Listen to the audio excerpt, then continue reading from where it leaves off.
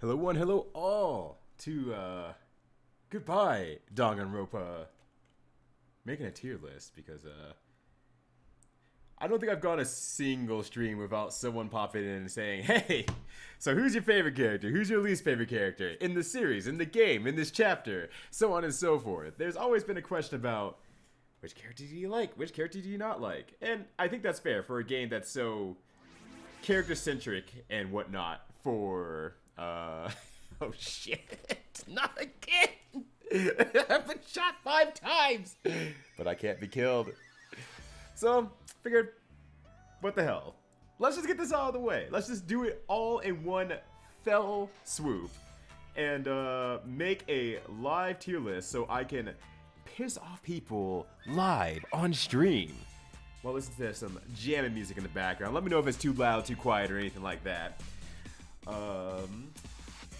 So as you all know, at least all of you who've been following along the stream for this long, 1, appreciate it. 2, holy shit, that's a lot of Danganronpa. As you know, I played 1, 2, and V3. I have not played Danger Girls version, whatever one that is. So that one, where we kind of skipped-ish, and Joe Q Public can die. God damn it. No, there's no birthdays. No birthdays. No. That said, Cobra Cake, Joe Q Public, thank you much for joining in. I think that's kind of no worries, you're good. You're good. I've acknowledged my fate that it will always be my birthday as long as Minimat is streaming. So don't worry, you're good. You're good. Keep the joke alive. All right. So I got a tier list here. I can probably scroll down a little bit and show you, like, they have all the characters down there. Cool cast of cool folks. And I'll just be moving them into the tier list up here, and we'll just be going from there. That's pretty much it, you know. And you see Mini, you see Mini, he's just gonna. The thing is, Matt's gonna tweet it out, and he's gonna be like, "Yep, I deserve this. I thought I could be protected forever. I was wrong." So yeah, I think that's it. I think that's all the explanation I need, honestly. So, I mean, with how the list is going, it pretty much goes in order of what I feel like is releases. So, looks like we're going to be starting with Danganronpa V1, and of course, the main character. And I'm placing them kind of on the screen so we know who we're talking about. So, actually, I can probably just put it at the bottom for the time being, because that won't be used quite yet. So, first, we start with the main character, Makoto. Also, I'm going to forget a lot of names because I've been playing this game for so long and I'm terrible with names in the first place. So, Makoto, main character of Danganronpa V1. Fucking, I feel like Makoto really sets the precedence for the kind of characters you'll be playing and the kind of experience you'll be having, not just for Danganronpa V1, but for the whole damn series. Dude's pretty great. You get to see him grow over the series. You get to see him grow over the series, over the game, partially over the series. And normally, if he was just in his own game, I actually probably would give him a pretty high ranking. The thing is, I don't want to say they did anything bad with him, but he had to come back in the second game, which makes me go like, oh man, he sure took the wind out of my sails by merely existing. Oh, I did forget to say one thing. You can probably see on the left here of the screen, where my mouse is kind of pointing at. This list is based on my personal likability to them, how the story benefits from them, and probably some other inane shit reasons that I'm going to have that other people will not agree with. We'll just go from there. I don't like how he came back in 2. It just feels like, boy, they sure made him come back because of star power, and because of that, he sits an A for me. I think otherwise he would sit an S for me, but I just feel like in number 2, he just came back for the sake of coming back, just to give yourself an obligatory way to go against the ideals of the first game, I guess. And since I don't like Danganronpa 2 all that much, he takes it down another notch for reasons why I don't like it nearly as much. Alright, so next up, we got Sayaka. I think that's her name. We got the blue-haired girl, who's a sneaky motherfucker. I'm not gonna lie. I kind of like her game. I kind of like the cut of her gym, quite honestly.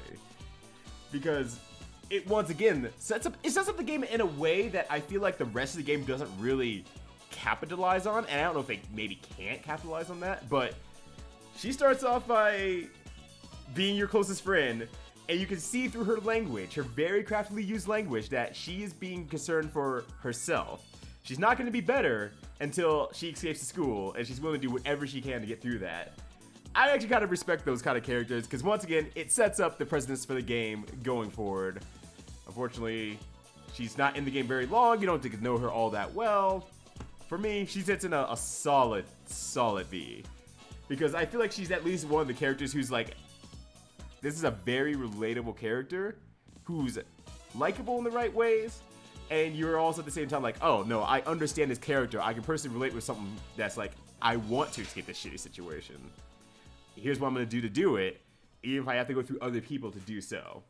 And at the same time, she's not like some evil person doing it. She's just actually like solid person. So I'm all fine with that. This picture's small, but I'm pretty sure that's the ultimate soldier, whoever it was. Very forgettable character. I'm temporarily putting her in who? I'm probably keeping her. No, that said, I mean, we don't learn anything about her. Like, barely anything about her. She's there as a story plot. And it's still not even an interesting story plot. I guess the best thing you learn about her is that despite going through the horrors of war and being one of the best student soldiers there are out there, she immediately gets set up to be killed and betrayed right away. And I feel like this, it's just kind of silly. I've been through wars, you know. Oh, hey, yeah, you're not gonna betray me. you betrayed me? No, of course, that's impossible. Why would you ever do anything like that? And then she fucking gets, she gets caught slipping super easily. I don't really care for her. No, actually, I really just, she's there for a story twist, and that's it. And even like in her non-story twist plot, she's still not very interesting. So that's a quick one. All right, we got the red-headed fireball here, Leon, the 01037, fiery baseball guy. Quite honestly, I like him quite a bit. Like, I set him in the C right now. I'm gonna try to talk through it and see if it changes my mind into myself. But I actually like him quite a bit because he actually talks about like how he was the ultimate baseball star. He comes to the school based on this kind of merit. But he also says, I don't really want to do that. I don't want to be known for that. It's not something that I want. It's not what I want to be known for. It's not my legacy. I have other things I actually want to do. I just happen to be good at this thing that it's the only thing that other people care about. And ironically, in the end, it's that one ability that he ends up using to try to get himself out of a situation that he got forced into, for the most part. I mean, you know, he obviously didn't have to kill Sayaka, but he did.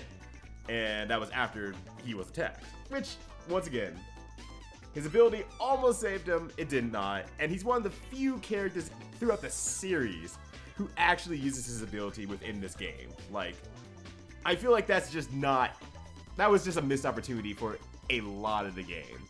Like, actually truly using their ability to make the story happen.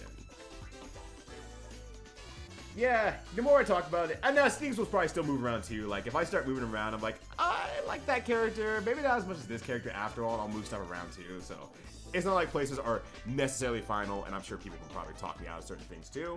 So, we'll go with that. And I mean, mind you, I kind of like, well, I like D1 a lot. A lot. So, in that regard, these characters will probably rate pretty high overall, honestly. And I'm kind of looking at my tier list again. How do I want to rate? S is probably, like, looking at the cat side. Who would I probably put in S? Okay, no, I think it's fine right now. I'm going to adjust as I go through. Alright, so next up we got Chihiro. God, this character is just damn incredible, actually. All things considered, all the way through.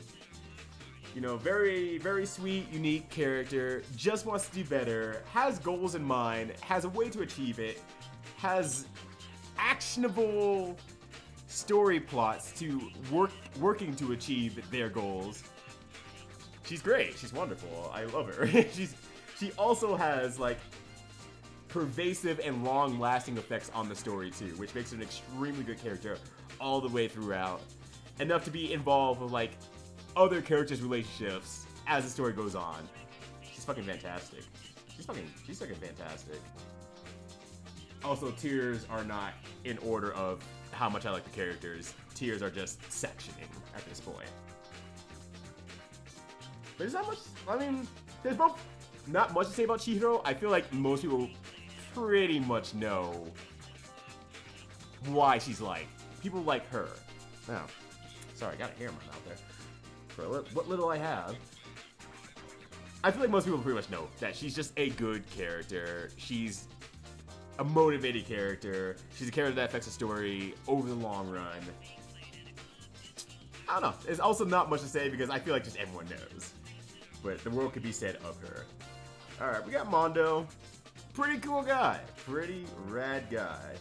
Also sticks to his morals and essentially is just kind of the other side of the coin to Chihiro, where he has things he wants to accomplish. He wants to do things right, but in the end, he is the weaker one of the two, and thus ends up getting Chihiro killed. You're a rat bastard. But nonetheless, he's actually still a pretty cool character, especially when you learn a lot more of his backstory and the reasons why he did the things he did. And I feel like D1 did that a lot better than, you know, D2, and in some cases, V3. So, I personally like him a lot, but I think as time kind of went on, he fell a little out of favor for me. He's not completely A tier anymore. As I get to play more of the game, I don't think he's exactly there in my heart as much as he was during the game. We got Kiyotaka, whose name I always forget when I'm asked which characters I like. I love this guy. He's great. He goes through... I mean, he's just a very happy-go-lucky character. He is the kind of guy who will adhere to the rules and wants to make sure that it's the best for everyone else.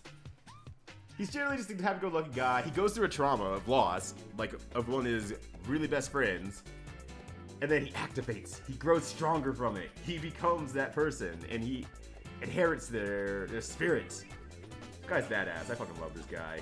Also, at the same time, he reminds me of myself in the sense of being very stringent with time and timing and being in the right place when you promise you're going to be there and not ruining the experience for other people. So even on like a personal level, I really like this guy. Like, I relate to this guy. It's really great. I'm gonna put an S for now because it also helps that I extraordinarily relate to certain characters that I like them a lot. So that'll also be a strong point.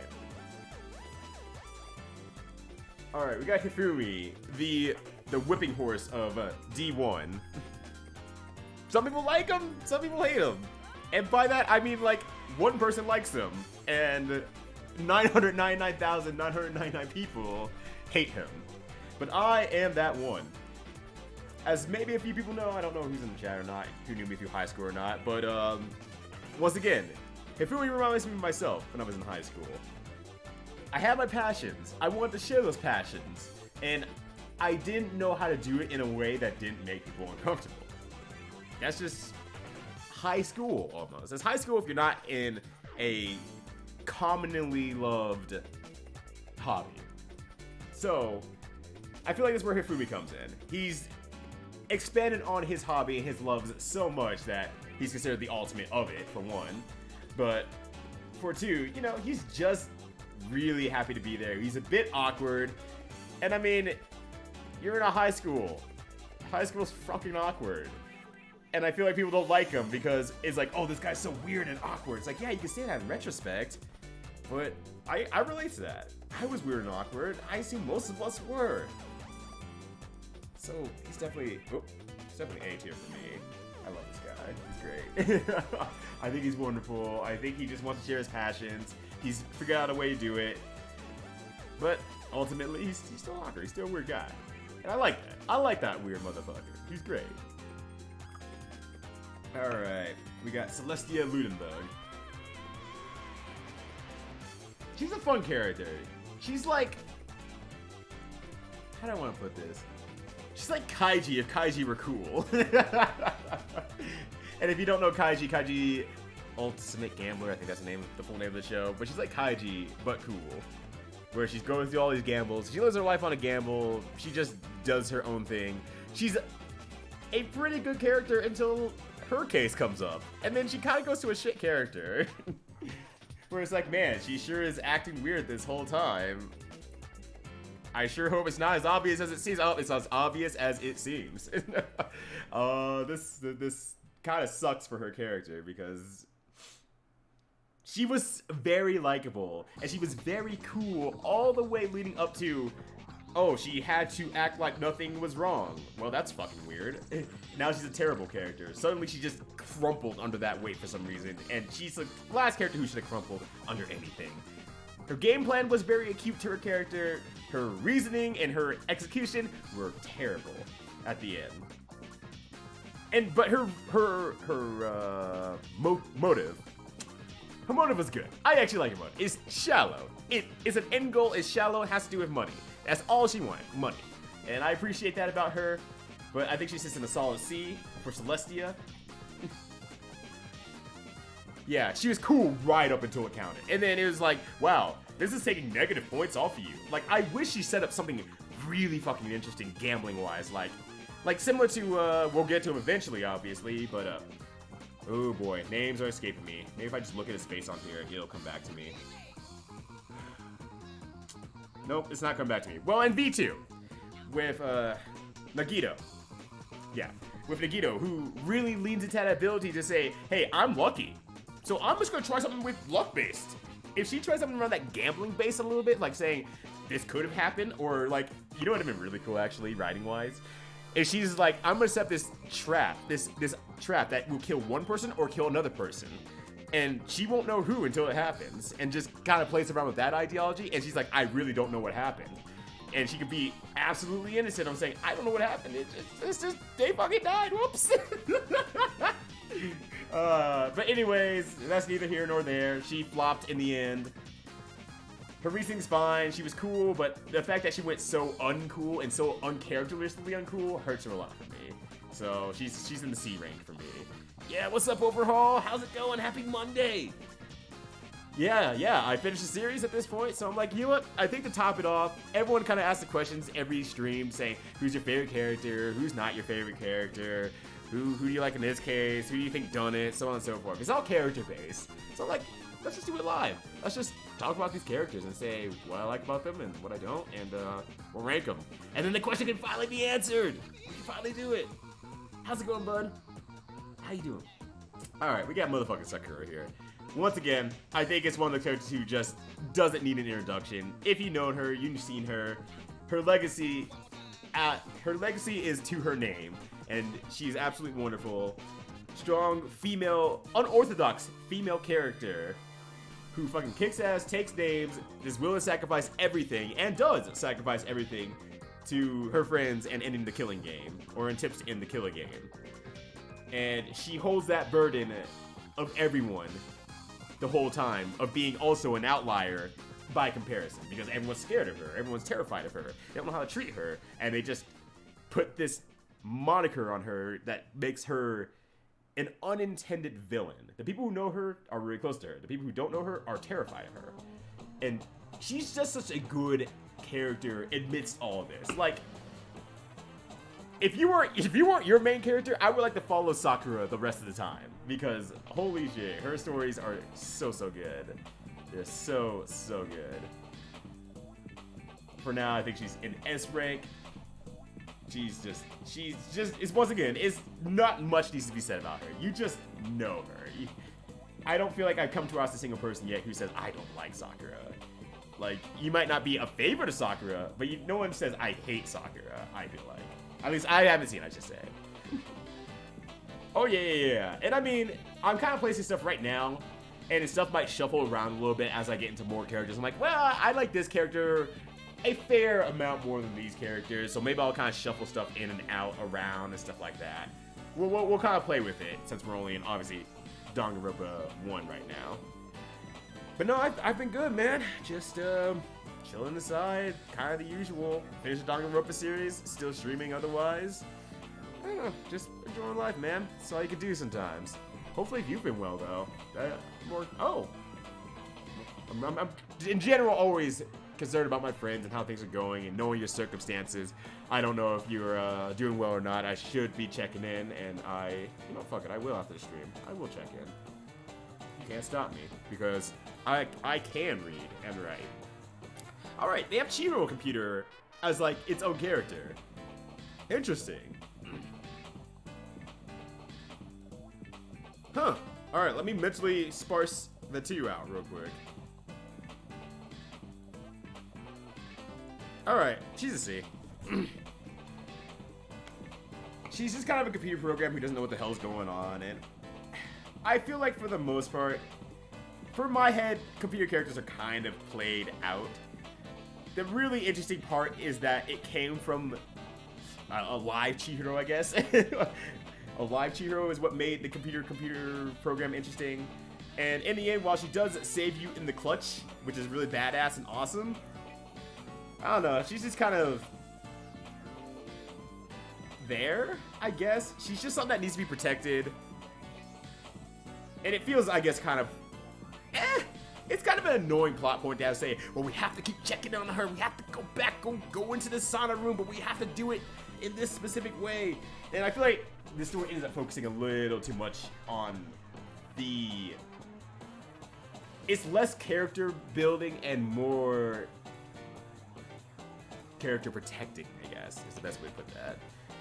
When I think about the computer, I don't get too excited about it. I just go like, here's more story plot points where we have to go back to the other room and talk with the computer for a little bit more. Oh, we fell in love with the computer, understandable, but also we have to protect the computer again. Oh, the computer's gone. Well, what happened to the computer? Oh, it was found.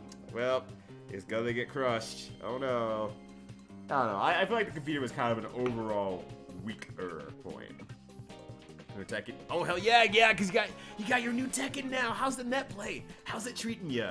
All the same, I've been playing the Guilty Gear Plus R beta, so that's been taking that's what I've been more preoccupied with this past week. So I feel you on that.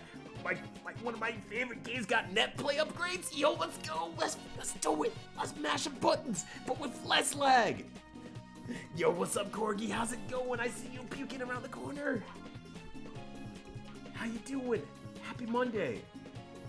Alright, so we got Junko. They used a really weird image for her. They used her, like, glasses, nerdy glasses look. I don't know if it's too early to rank. No, fuck it. I played the game. Whatever. I was gonna say, I don't know if it's too early to rank her or not.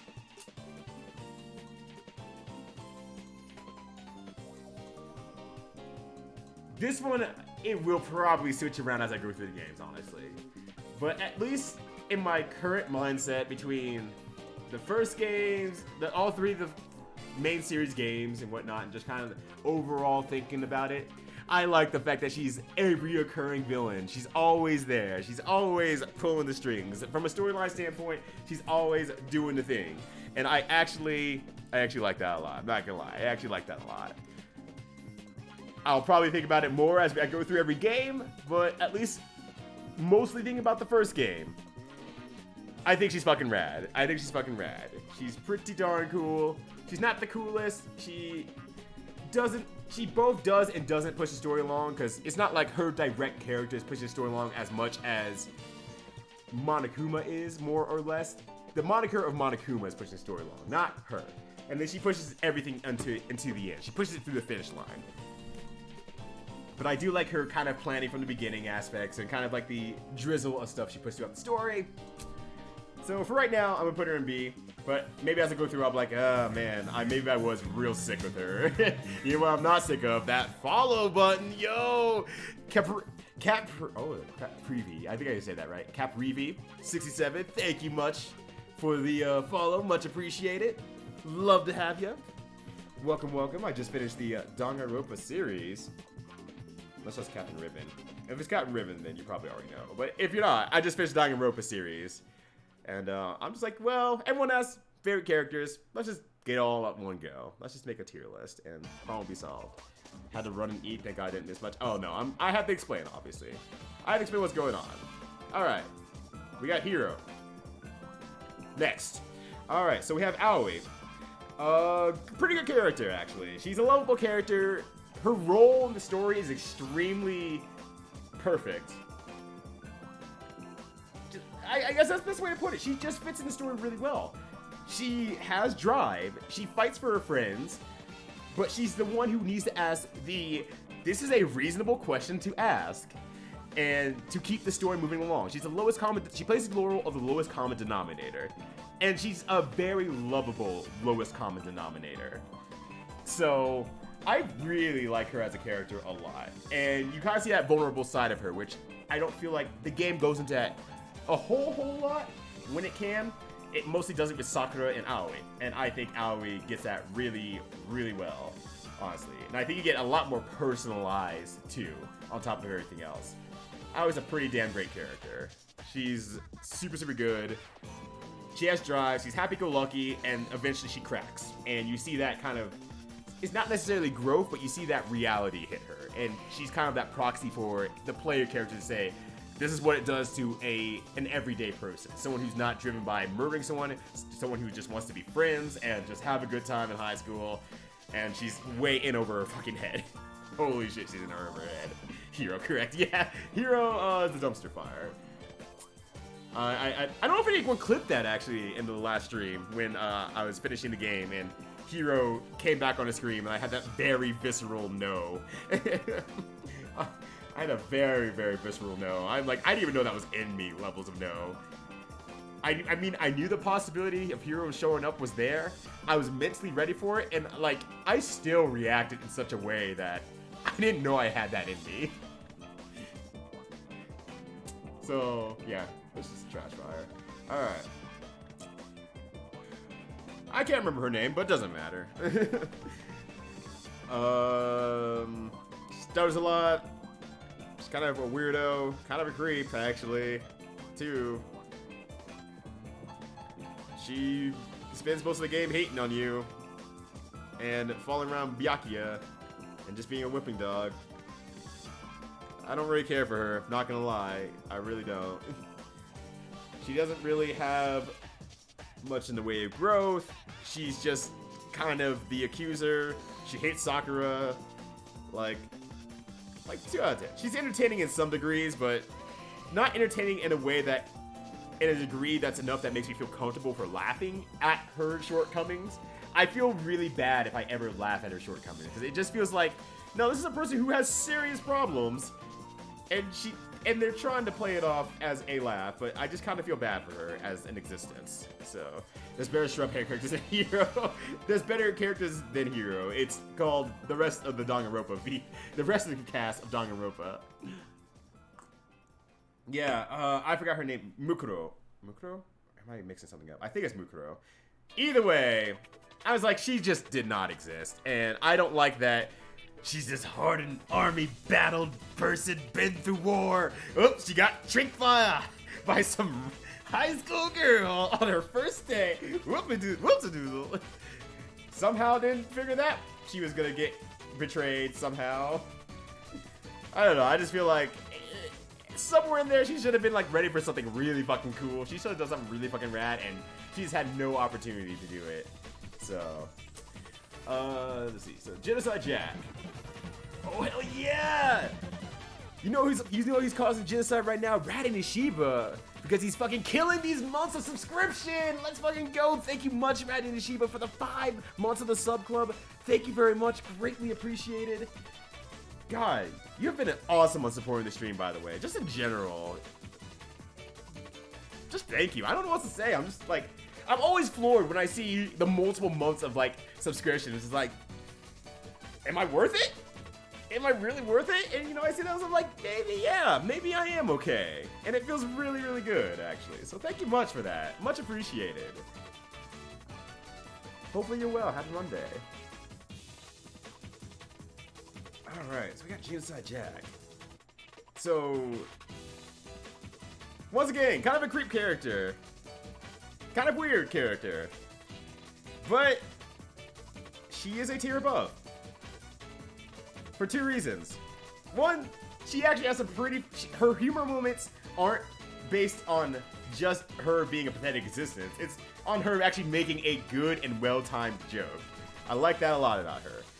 Two, she's actually important to the story and it's done in an interesting way. Where it's like, oh yeah, look, we don't share memories, so the fact that she forgot her memories doesn't mean I forgot my memories. I wasn't around that time. So it's kind of cool how that works out. It's silly, it's kind of dumb, but you know, she's much more of a character. But she's still kind of a weird-ass creep character. She's just more fast, I guess. She's creep but fast. Honestly, didn't realize it was 5 months. Hey, if anything, that's probably a good thing. I have entertained someone enough to not make them realize that they've been subscribed for 5 months. So, if anything, that's a win right there. That's a win.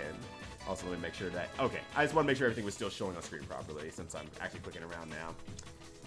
All right, we got Kyoko. Pretty rad assistant character. She supports your growth. She believes in you to grow. She gives you the runway to do so. She's just kind of a cool character anyway. A little bit on the side of, man, she sure is just too good of a character. And she doesn't really show any of the kind of like weaknesses that you start seeing from other characters until the very end. And even then, she's kind of like, yeah, that was a bad time. All right, problem solved. I'm too good of a character to be affected by this. Let's move on to the next thing. That said, still like her as a character a lot. Still think she's a great character. She's a solid character. She's a good... what's the word I'm looking for? Not...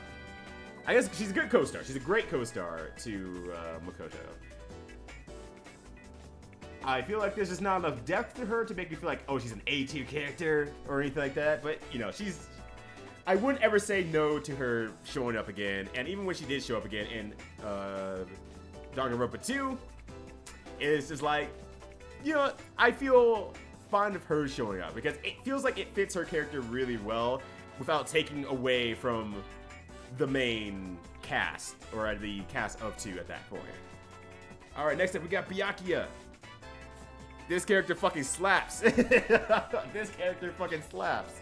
He definitely plays the lone wolf character for most of the time while being annoyed by D-tier characters. And then over the course of time, he starts making mistakes. He starts becoming humbled, and he realizes it, and he starts saying, alright, I fucked up. What do you know that I don't know? He's mad, he's frustrated, he's prideful. He's prideful the whole way through. But he does show that vulnerability, he does grow from it, and he does become a valuable asset to your team when he really overall kind of understands his stance and his realizations in the game. And he grows a lot from it, and he becomes a pretty cool character. And I mean, he's still a pretty great character, even leading up to that point too. But I personally just like him a fuck ton, in general. I like the, I'm a jerk character, but then you humbled me, and now I'm still a little bit of a jerk. I'm a consistent jerk, so I didn't just like 180 my character, but I'm also willing to help you now because you've shown that you're valuable to me and vice versa. So let's fucking do this. Let's kick the ass off this game. So hell yeah, Byakuya, I like this dude a lot. The picture's small, but I think that's the headmaster character. Thanks for putting us in the game, asshole. I don't know what to say about you. I guess you're all right. You did the thing. You had a few story beats with Kyoko. You showed up to the party. You made us show up to the party. I don't know what to say. You had an idea, I guess. You had a dream. The D's for dream. I don't know what to say about you. You were there. All right. Now we're on to number 2. We got Hajime, the man with the weird tie. And just wanted to go to school and do homework. Fuck this guy. I don't like him. I do not like Hajime still. After all this time, I thought maybe I just won't be so hard on him. Maybe I'll like eventually come to terms with him as a character, or like maybe I'll go through V3 and I'll be like, oh, okay, yeah, you know, I see how he plays into the cast now and stuff like that, and I like him a little bit more. No, that hasn't changed at all. I really don't like Hajime. Like, I really don't like the character. He's obviously very important to the story of Danganronpa 2. Also, I didn't like the story that much of Danganronpa 2. Where it was just like, alright, you know what? You're right, I'm no one special. I can't.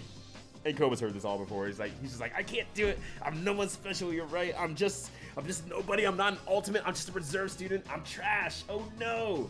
But then, like, in the end, he's like, oh, no, it turns out I'm the most important person in the fucking world. I'm gonna save this world. I'm going Super Saiyan, baby. Saved by the power of plot. Let's fucking go. I like the outcome of we'll make our own damn future.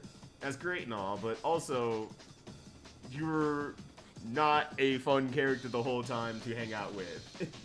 I didn't like hanging out with you the whole time. I didn't like your ending. I didn't like your reason for existence. You made the story happen, and without you, technically, the game wouldn't have happened. Actually, now I said it out loud. Yeah, I really hate this guy. I really hate this guy. It's fine. I'll sit for Hinata.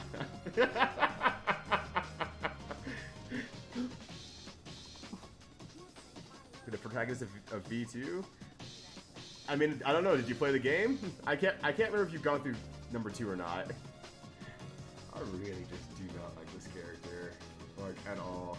He's already kind of playing Jane. He doesn't really grow. In fact, he kind of just ungrows, and then he's even less interesting, which is pretty impressive. And then he just is like, nah, I'm being saved by the power of buoyancy and AI and waifus, and this gives you the power to succeed. I don't know, just, he's not my kind of character.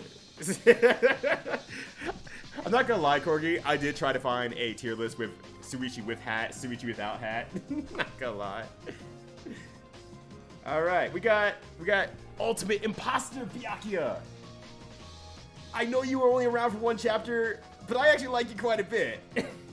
Because you're like the post-game Byakuya, the post-1 Byakuya, with all the spirits of like, I'm gonna save you all. I'm gonna protect you all. I'm gonna be real good about this. I'm gonna be real smart. Let's make sure we have a party so we all can like become friends.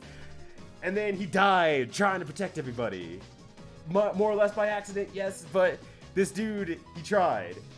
He died doing what he loved, and that was being the ultimate imposter.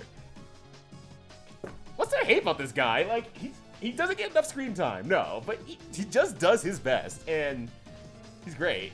He just does his best. He shows up, he does his best, he dies. I like that guy. I like this guy. He's super good. He fucking slaps. Without We Were Free, oh no, oh no. I have to answer the question that's been on everyone's minds. Oh, you're like halfway? Oh, okay. Yeah, if you're halfway, then you'll get to when you get to the ending, I think there's an 85% chance you'll understand where I'm coming from overall. I think you will. I'm interested where Suichi places, because case 1, 2, and final case Suichi's great, but case it's not great. We have a while until we get to V3, so we'll see what happens there. To Okami? Is that the fan name? Because that's so good. To Okami exposition is like the best part of it. Oh shit! I can't wait because I'm still gonna watch the anime. I'm still gonna watch the anime since that was a whatchamacallit? What's the word I'm looking for? Sub-goal. That's the word. Yeah. Yeah, Byakuya is actually a 1% kindness. Yeah, I love this guy. He's great. Byakuya Tugami. He's good. I wish I had more of him, but unfortunately, he was not around. But he died doing his best, using his abilities. He just died. And that sucks. That sucks about it. Alright, we got Le Chef. Le Chef Man. Now, very obviously, he's an F tier character. Let me throw this out here right away. He's easily, obviously, an F tier character. I'm putting him in D for 2 reasons. 1, he knows how to cook. I relate to that. But 2, the reason he ended up killing was because he fucked up. Like, he wasn't just... Actually, maybe I'm remembering story long. Actually, hold on. Give me a second here. I might be remembering something wrong, I just realized now. Ah, where'd my mouse go? Hold on. I'm trying to also find my mouse at the same time. There we go.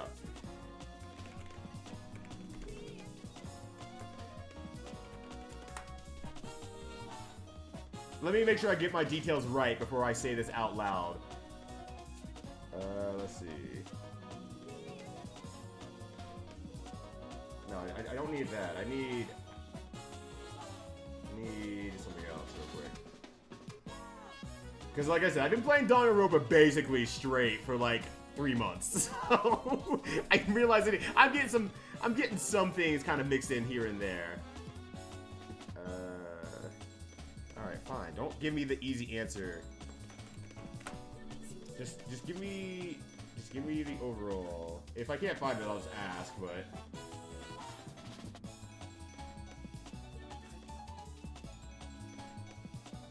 alright, I'm just gonna say it out loud, and correct me if I remembered incorrectly.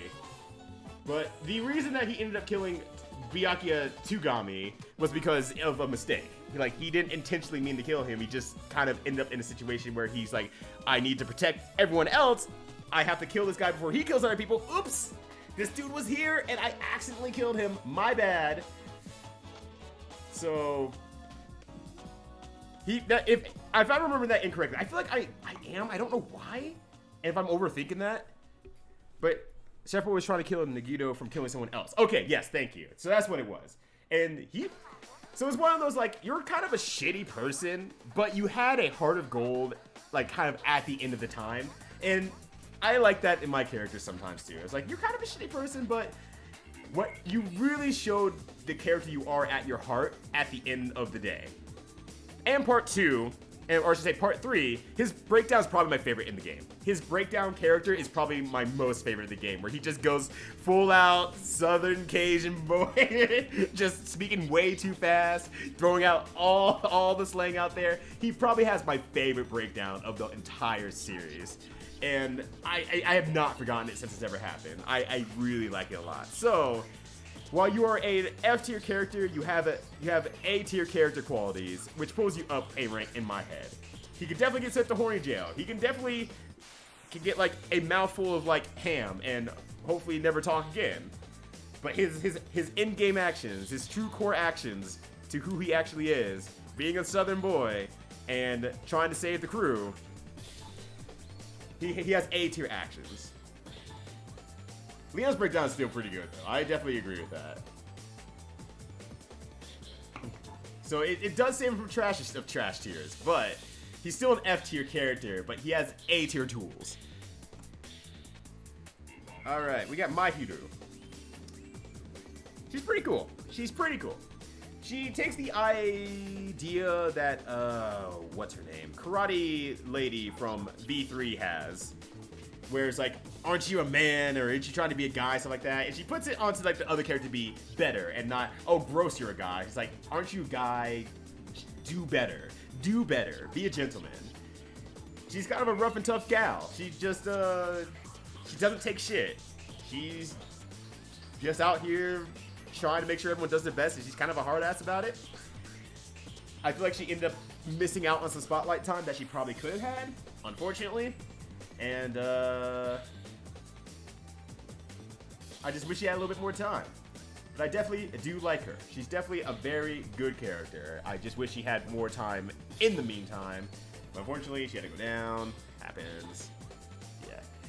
Chigami should also be Esmering the match Byakuya. I should. And Pookie should be queen because he better be high. We'll see what happens when I get there.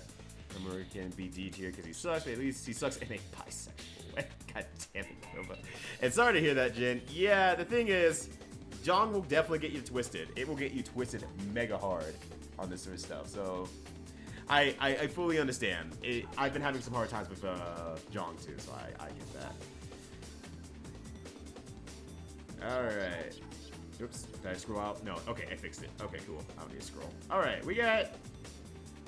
Was too savvy. Don't you mean he was too savvy right into Shiba?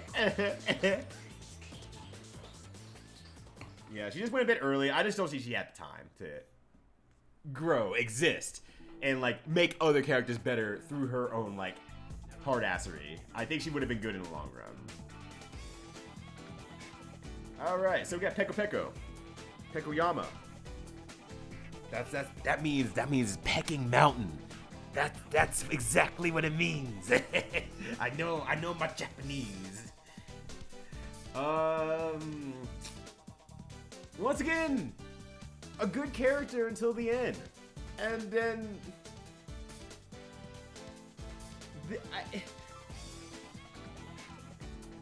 it's hard to say because in a way.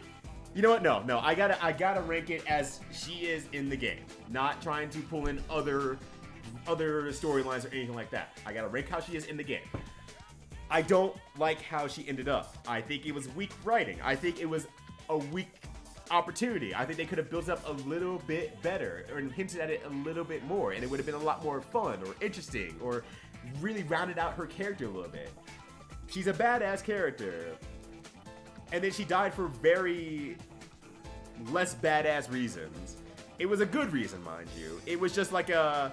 Suddenly, that's the reason. Suddenly, she's off the fucking rails because she feels like it'll solve the problems. I don't know. She just, once again, was a strong character until the end. She's gonna hit that C tier for me. Very similar to Celestia. She's a great character until we reach the end of her saga, and then... They just kind of didn't know what to do with it. So yeah. Like her name... God damn it. Overall. I called her Jeff. I called it. My reading is so good. Mustache is very, very happy about the call. Peko definitely need like at least one more chapter to start hinting at things and noting at things and just be like, there's something maybe here, but what's here? We don't know yet. It was just kind of like... And we're throwing this rock into this case now, and it's gonna make a big splash, and then Peko's gonna lose her shit for a bit, because she can. Doesn't really add to the story much, it just does it just to do it. I don't know. She was well made until the end. Alright, we got Hiyoko. Next, we got Ibuki. Ibuki's a pretty cool character. A lot of people are big fans of Ibuki. I've realized that over the course of Danganronpa 2, which is not necessarily surprising, I guess, but it's just not the same reasons I like a character. She is the very lol, so random, funny character, and I think she does a good job of it. She absolutely does a good job of it. But at the same time, I'm just kind of like, it's just... I grew up in the early internet eras, and that was all of our humor. That was all of our humor. we were lol, so random, so funny humor, and maybe it's a little bit wasted on me now at this age. Maybe it's just a bit wasted on me. She's still a good character. She's a fun character. It's nice to have a bright, happy-go-lucky character, for sure. Like for sure, it's absolutely nice to have a like happy-go-lucky character. But that's all she kind of was. She kind of lived and died by the happy-go-lucky in the end. But that said, I like her. I still actually like her. She's kind of sitting that line between B and C for me, but I'm gonna put her in B for now, just because she wasn't offensive in any way. There's nothing to take away from her. She just kind of reached like I'm fine with this character level. Yeah, Mahiru and Peko both were too early, and yeah, having the hint with the Yakuza kid would be like, for Yuhiko, it'd be like, you're kind of hanging out here. You know something, and it's like, I don't want to do with this information anymore. So it would have been cooler if so. That's all she's like, so you know nothing about her. Well, no worries. All right. So Hiyoko. Just to also catch up Mustang 2 a little bit for someone who might have not caught all of D2. she's just a shitty character for the sake of being a shitty character. Like, I think the worst of it all is that she's a shitty character for being a shitty character. Okay, fine. But it's fine if you maybe come back around after, like, having a significant plot point and then starting to go like, wow, maybe I should rethink of how I treat other people. Maybe I should rethink how other people can help me in my everyday life.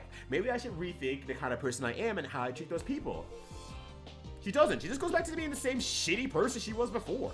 And it's like, okay, why did she even have a poignant moment of interacting with other characters and realizing that she can't do everything by herself and losing one of her closest friends? Why did she have that moment and then realize that people still want to be friends, and she's like, I'm still going to be kind of a shitbag. Not a kind of shitbag, I'm going to be an absolute shitbag to everyone else. She had the opportunity for growth, and they just kind of threw it out, and they didn't really want to mess around with her. Maybe she was supposed to die in chapter 2, and they just decided no.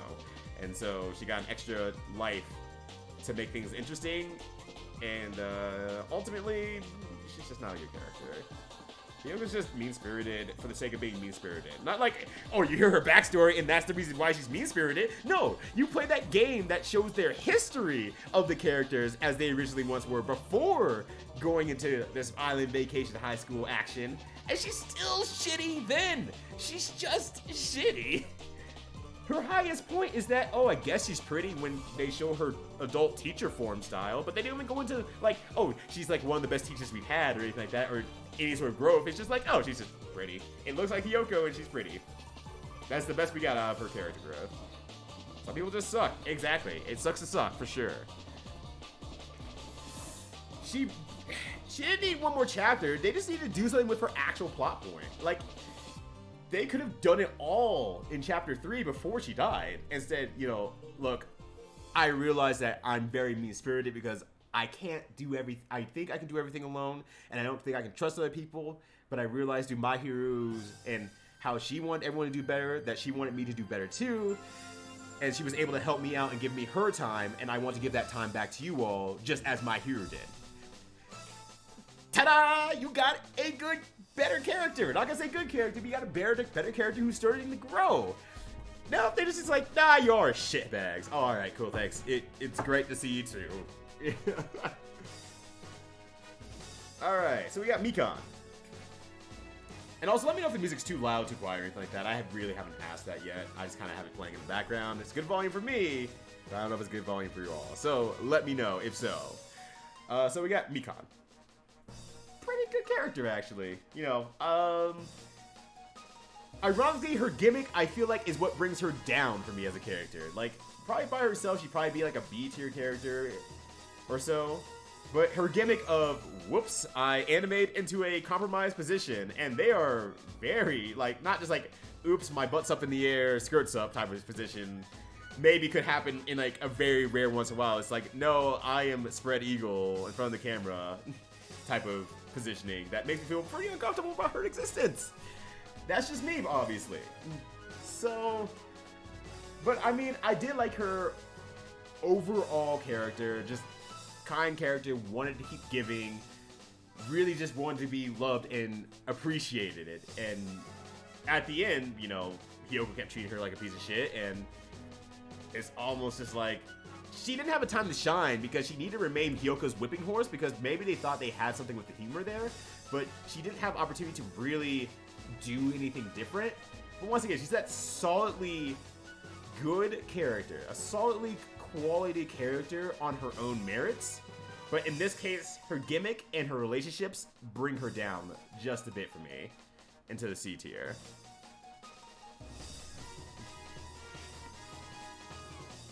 Yeah, she just has those weird, like, red flags. Like, I mean, he's like, you know she's gonna do something. You just don't know when she's gonna snap. It's like that person you're working with in the office. He's like, everyone's just throwing shit at them. Oh, one day they're gonna fucking snap, and you're all gonna have no one to blame but yourselves at this point. Yeah, every game has a bunch of bad characters for some reason, but some characters do that better than others, and I feel like she was the worst of it. Because it's like, wow, here's a character who's literally not done anything. Like, we'll get to it obviously in V3, but like with, oh man, I cannot think of the robot's name for some reason. Oof, that's robophobic, I guess. Well, either way, with him, he was a punching bag, but he's also done in such a way, he's like, I know I'm like a very technically weak person, but I'm holding that with pride, because that's the kind of character I am. And he hits himself a lot more than just the other characters piling on him. And I actually like that whole aspect of lives. Like, he's also kind of a dorky character, and you kind of like, I love him because he embraces it in a way. But we'll get to that point. K1BO, thank you.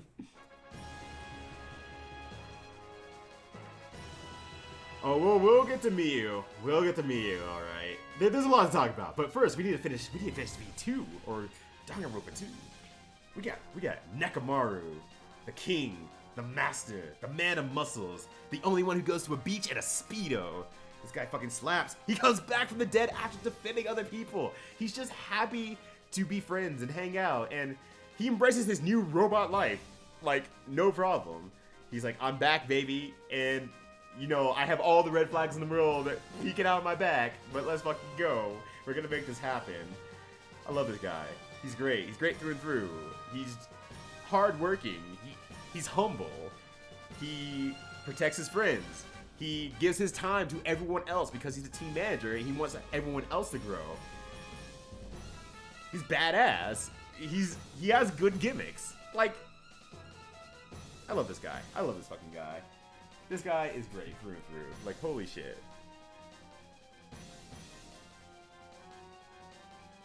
We're dating. Yeah, I don't know what any of this means, Mustang, because I assume this is it's the same Protos, like Protos. I think that's a StarCraft thing. I think that's a StarCraft thing. Yeah, Kibo stands up for himself too. Yeah. So yeah, Kibo stands for himself too, which is also very nice as a character. It's like, he stands up for himself. And Mika's just like, why are you so mean to me? And it's just like, no one's helping her either. No one feels strongly enough to her to help her out, like, just a little bit. To say, hey, Hiyoko, maybe you should stop. No, it's like, that's sure how they are. And good thing it ain't me. Shit, not my problem. They brought a dead guy in a raccoon robot shell. I think they only did that once in V2. But next up, we have the man, the dude, the badass, the legend, the one that everyone seems to universally also love, Gundam. This dude fucking slaps. He spends all of his first few like chapters being extraordinarily edgy, silly, dorky type of person, and you're like, oh god, this fucking guy. But once he starts receiving compliments, you start seeing that shell break away here and there, and that makes it like, it fully fleshes out him as a character, where he overplays himself, he overhypes himself, he's just absolute dork. And I think it almost works as like a way to protect himself in a way, where he's like, I know what I'm doing is like, I'm taking care of pets and hamsters and whatnot, but I'm gonna try to act like this tough ass edgelord to really protect those kind of inner feelings. But then when he gets complimented like wholeheartedly, he's just like, oh hey, whoa, I'm not used to this. This is really fucking weird. Oh god. He gets super flustered super fast. And that is just, once again, I've seen people like this all the time, and I feel like that's extraordinarily relatable as a character. Also, he's fucking hilarious. Like, he's just funny. And I mean, it doesn't have to do with the character as much as it does with the voice actor. But the voice actor fucking slays it. Like, he really, really, really brings the character to life. I think it's pretty easy to say that he is up in the S tier. On top of, like, the way he ends his story. He uses his ability on top of everything else, which is super, super nice. I like that he uses his ability on top of everything else. And he technically fights a fair fight, but he fights face to face. Instead of like, I'm gonna try to figure out how to sneakily kill this person, it's like, no, I'm gonna fight you face to face, mano y mano, let's see who comes out on top. He's a badass. I like this guy a lot. I like this guy a lot. Let's see, one of my friends had their twit and set to Gundam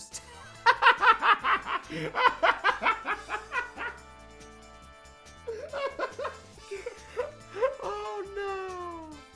Oh god. Oh gosh. Go, but that's That's great. You know what? I don't know what to say. That's, you know, it takes a special quality of person to just be that way, I guess. And I think I respect that more than anything else. I would never say anything like that. It's like my main name. The porno joke I made the other day was like the most I've ever gone. All right, so next up we got the creeper, Nagito. I fucking love this character. He's great. Not just as much as how he is in the game, which mind you, he's really, really good. The gimmick of, oh, well, you guys are so special, I'm just a nobody aspect really does tire out for me. It did tire out for me, honestly. But, honestly, in the long run, it played out into the entire story and how he started treating you when he realized you were a reserve student. And then he treats you differently because it's like, oh, no, you're beyond. I feel like I'm trash. You're below me in that case. It doesn't matter that I've seen your accomplishments up to this point, and I've seen that you've been able to hang with the rest of them. You're trash to me because you're not an ultimate student. So I don't care. You're not a dumpster fire. And I really like that it goes super consistently with this character. He's once again a character who uses his ability at the end, and he uses it in such a way that it is actually difficult for the game to continue because it's writing out against the game extraordinarily well. It is making the game say like, oh shit, we don't know how to solve this crime. It's unsolvable. Oh no! Or we're gonna solve it now by, you know, just by the dead of luck. And oh no, we figured out who the imposter is now. Oh shit! It just all came full circle. It's just like it's just. He's just good. Like, he's just good. He's just good. I don't know what to say. He's just good. He's very well-rounded. He follows along with the story. He doesn't have necessarily growth as a character, but he does have confidence in his abilities at the same time. And he's consistently changing with the story too. Like, all that is pretty good. I mean, that's absolutely fair, Jin. Don't get me wrong. That's absolutely fair. A lot of people were saying that too. Alright, we got Chiaki. Now, Chiaki's one of those characters that, over the course of time, the more I thought about her, the more I'm like, she's a good character. She's definitely made to be a good character. Oh, I think I reached the end of my playlist. Oh god, I have been already... But I can't play this music because that's Nujabes. And Nujabes will definitely get the VOD muted. So, give me a moment to find something else then, I guess. What OST do I want to listen to? What OST have I not listened to in a while? Actually, oh, this will be good, actually. This will be good. Alright. There we go. Alright. We have the Wii OST, which, if you never listened to the Wii OST, is actually pretty good. Alright, there we go. So, Chiaki. The more I actually thought about her over the course of time, the more I'm like... She's a good character. She's clearly a good character. She's meant to be a good character. She does have some level of growth and everything like that. But then the more I kind of thought about it, I was like, you know, she wasn't really that truly interesting of a character. She just kind of big chilled and played video games and... Wow, this music's quiet. I'm now realizing. Hold on a sec. There we go. Oh, that's loud now. Sorry. Fixed it. And I was like, she's not actually that interesting of a character. Like, outside of the trials, she's just not that interesting of a character. Once this starts happening, she becomes more interesting of a character. But then outside of it, she's kind of like, she sure is there. And she's fine, I guess. But it's just like, I don't know. She had growth as a character, but then when you consider the character that she actually is and where she's actually coming from and whatnot, it's like, well, who's to say that that's not like... Jesus, this music has a lot of variety. Let's try that again. She just exists. Alright. Maybe this wasn't a good idea. Maybe I need to actually go to a different playlist because this one has all the various channel sounds. No! I don't want various channel sounds. I want just give me, like, music. There we go. That's fine. Perfect. 10 out of 10. Alright. Perfect. Hell yeah. Yeah. Alright. So, for me, she would normally be an A tier character, but her out of trial capabilities and what she did made her just kind of exist for me. So she kind of falls into the B tier for me. I like Chiaki, but the case of the assistant characters, I feel, seem to lack too much personalities. They're just too godlike. Yeah. I think that's just what it is. She just kind of lacks personality. She's just literally good. And while she's lovable in some cases, in the end, she's just kind of like, I see. Alright. Do you count Izuru as a separate character from Hajime? It more depends on this tier list. And it looks like they did separate them. So, in this case, yes. Yes. It will be considered differently. How my rating will go, we don't know. Alright. The ultimate simp. Whatever the mechanic's name is, I forgot. Not important, anyway. Man, I sure wish he died. That's the review. That's it. That's the review. I don't like this guy. He's just kind of a creep. He's a whipping boy in the sense that, once again, he's a punching bag character again with Sonya, which is fine. They're kind of funny, but it goes heavily into the aspect of like, okay, we should absolutely ignore this guy, and that's the feeling that I wish I could have, just continuing to ignore this guy. Those moments are funny, but they're more funny because Sonya's doing the right thing and Kazuichi, is doing the wrong thing.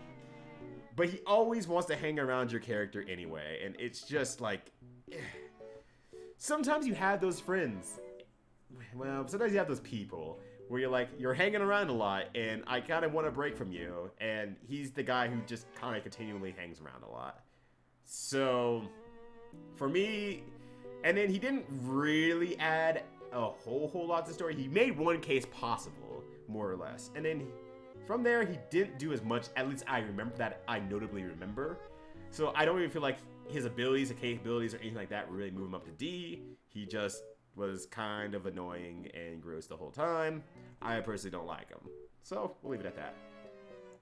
But he's not trash. He's not trash. I do, at least, I'm glad he was there in the sense of I could be stuck with worser characters in this game.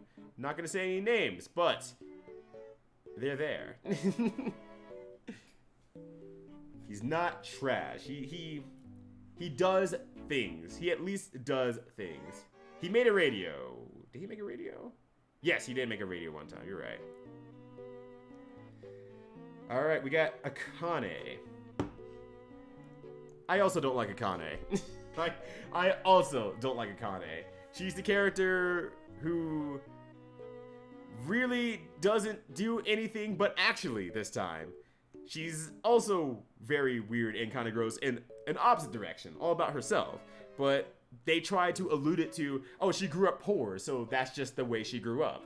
And in some of those instances, those are actually really good story beats, especially if you start upping her hope rank, her S ranks, whatever it's called. I've been watching Persona all day. My brain's just saying social links, but if you up her social links, you start getting a little bit into her story. It's like, oh no, I grew up poverty, and this is just how it be.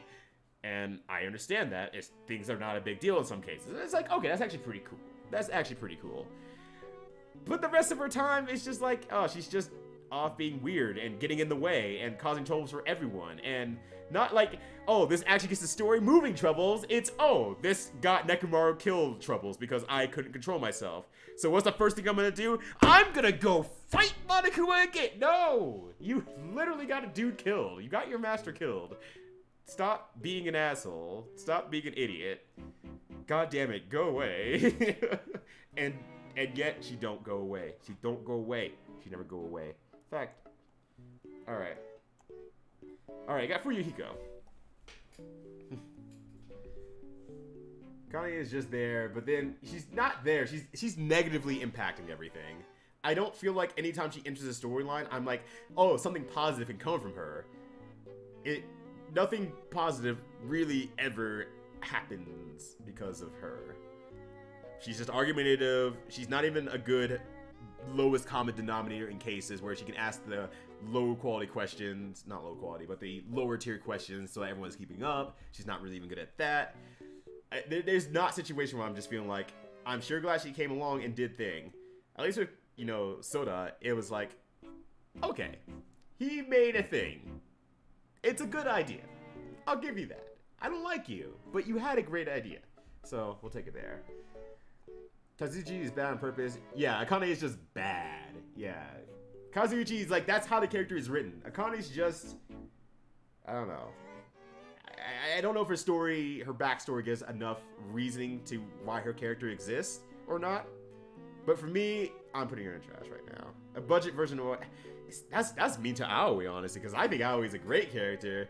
It was just they were trying to capitalize on the sex appeal and then forgot, oh right, Aoi's a likable character.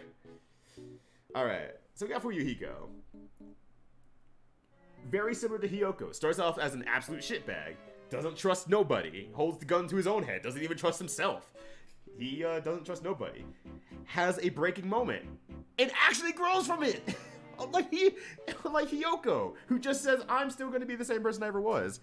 Fuyuhiko actually grows from the moment and says, yeah, I realize that I fucked up and a lot of this is my fault. I'm going to try to protect the person I care for. I fucked up in the end and I took major damage. But it changed his character, and yet it still made his gimmick of I'm a rough and tough fucking guy, and I'm also a little guy on my birthday. But because his character actually grew because of that, I feel like his gimmick that is annoying becomes lovable because of how they angle the character, and it shows a really powerful shift of what happens when you try and put a character to a different light. It looks really, really good. It changes some things that might be bad and now is considered a lovable thing. My friend once told me a long time ago that your second impression is your strongest impression. You want to make a good first impression, but say, I'm sure you probably know people like this, where some people have made a terrible first impression on you. And then you meet them again, you hang out with them in a different situation, and you just turn out that you like them. And then you realize, like, oh no, they're just kind of shy. They're kind of standoffish because they don't know if they know you or not, or they want to get to know you better, and then once you do, they're great. I'm sure you might know someone like that, and I feel like Fuyuhiko's that kind of person where he's like, your second opinion is like, some people will say, oh, this guy's really annoying, he says all these mean things and whatnot. It's like, yeah, he starts out like that, but trust me, he's really good. I'll go to bat for him because I know that same situation you're going through, and it makes me want to go to bat to him a lot better. I think the character growth was great. I think him keeping his gimmick and shining into a different light was great. He's still a very good character, and you know, he wants to get shit done. I like him a lot. Also, he is adorable, as Kobe has put it. Also, adorable character on top of everything else. Being adorable also gets you some points. One of the few characters in the series, in an increasingly rare anime-based series that has freckles, which is like, that's always like, I love freckles, they're adorable, you're adorable, and you can say fuck. So, there's not much to say about that. He grows in character but stints in depth perception. That's fucked up. Oh, God. Is it going to be a true trash tier at this point? I mean, maybe. Possibly.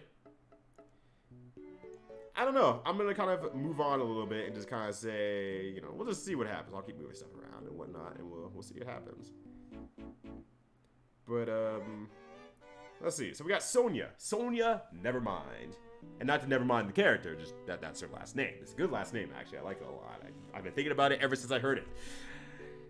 Pretty good character, actually, because while they do play on the princess trope of her not knowing what's going on in the real world. Oh no, she's just a princess. She's just some silly princess. She actually is like well studied. She just doesn't get out a lot.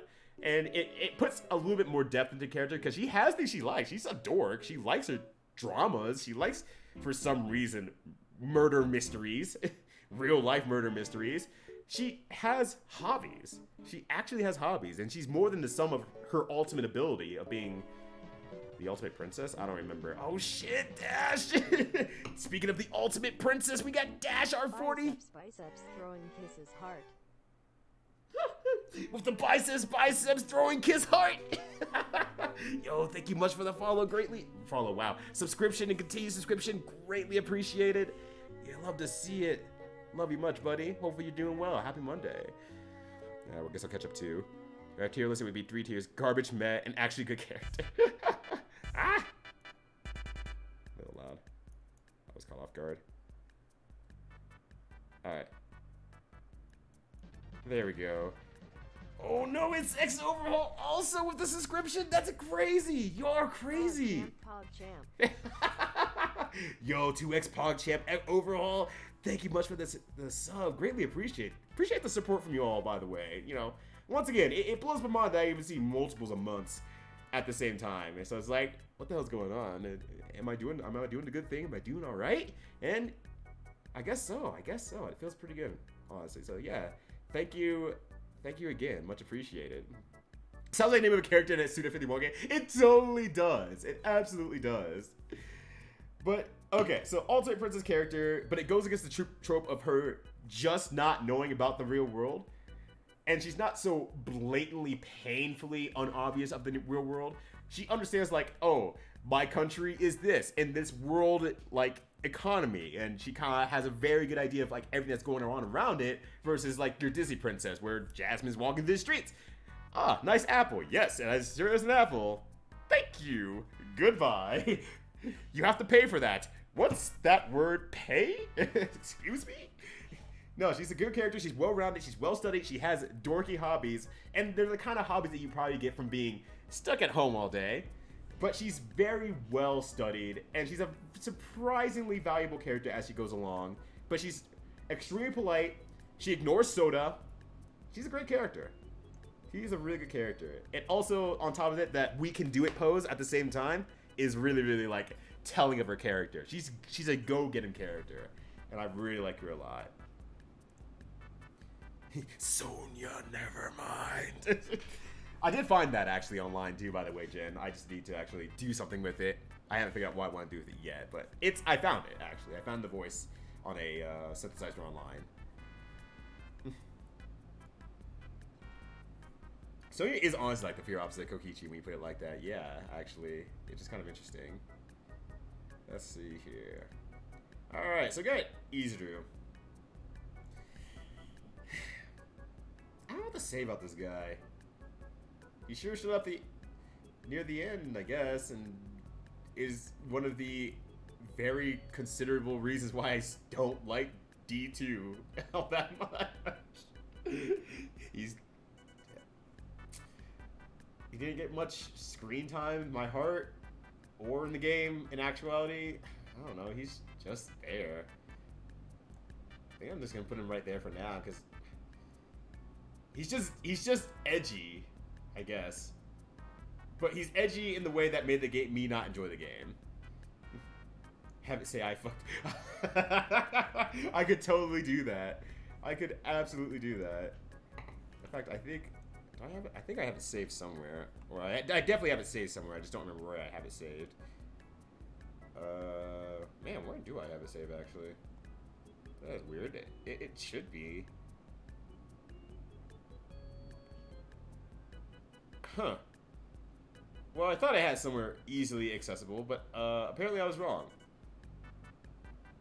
Oh, well, it is what it is. I could probably find it then. I was going to make it say it right now, but I don't know where it is now.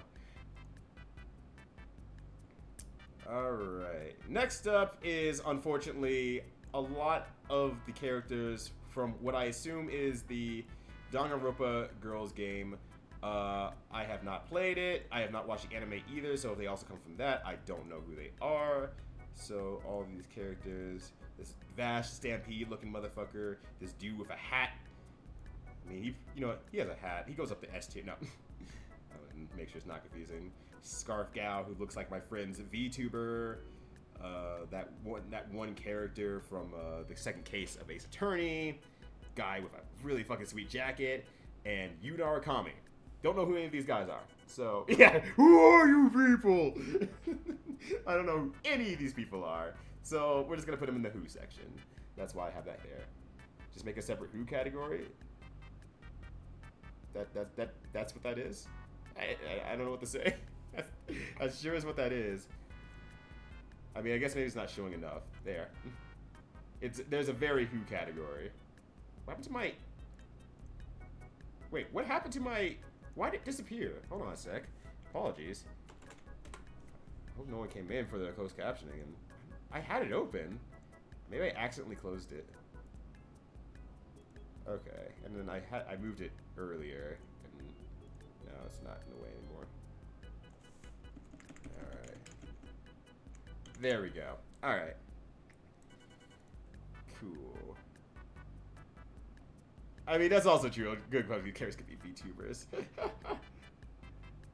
Alright. So next up we have the... I'm going to put it in the trash tier just because it's easier to see at this point. Because Who's just, like, has way too many people in it.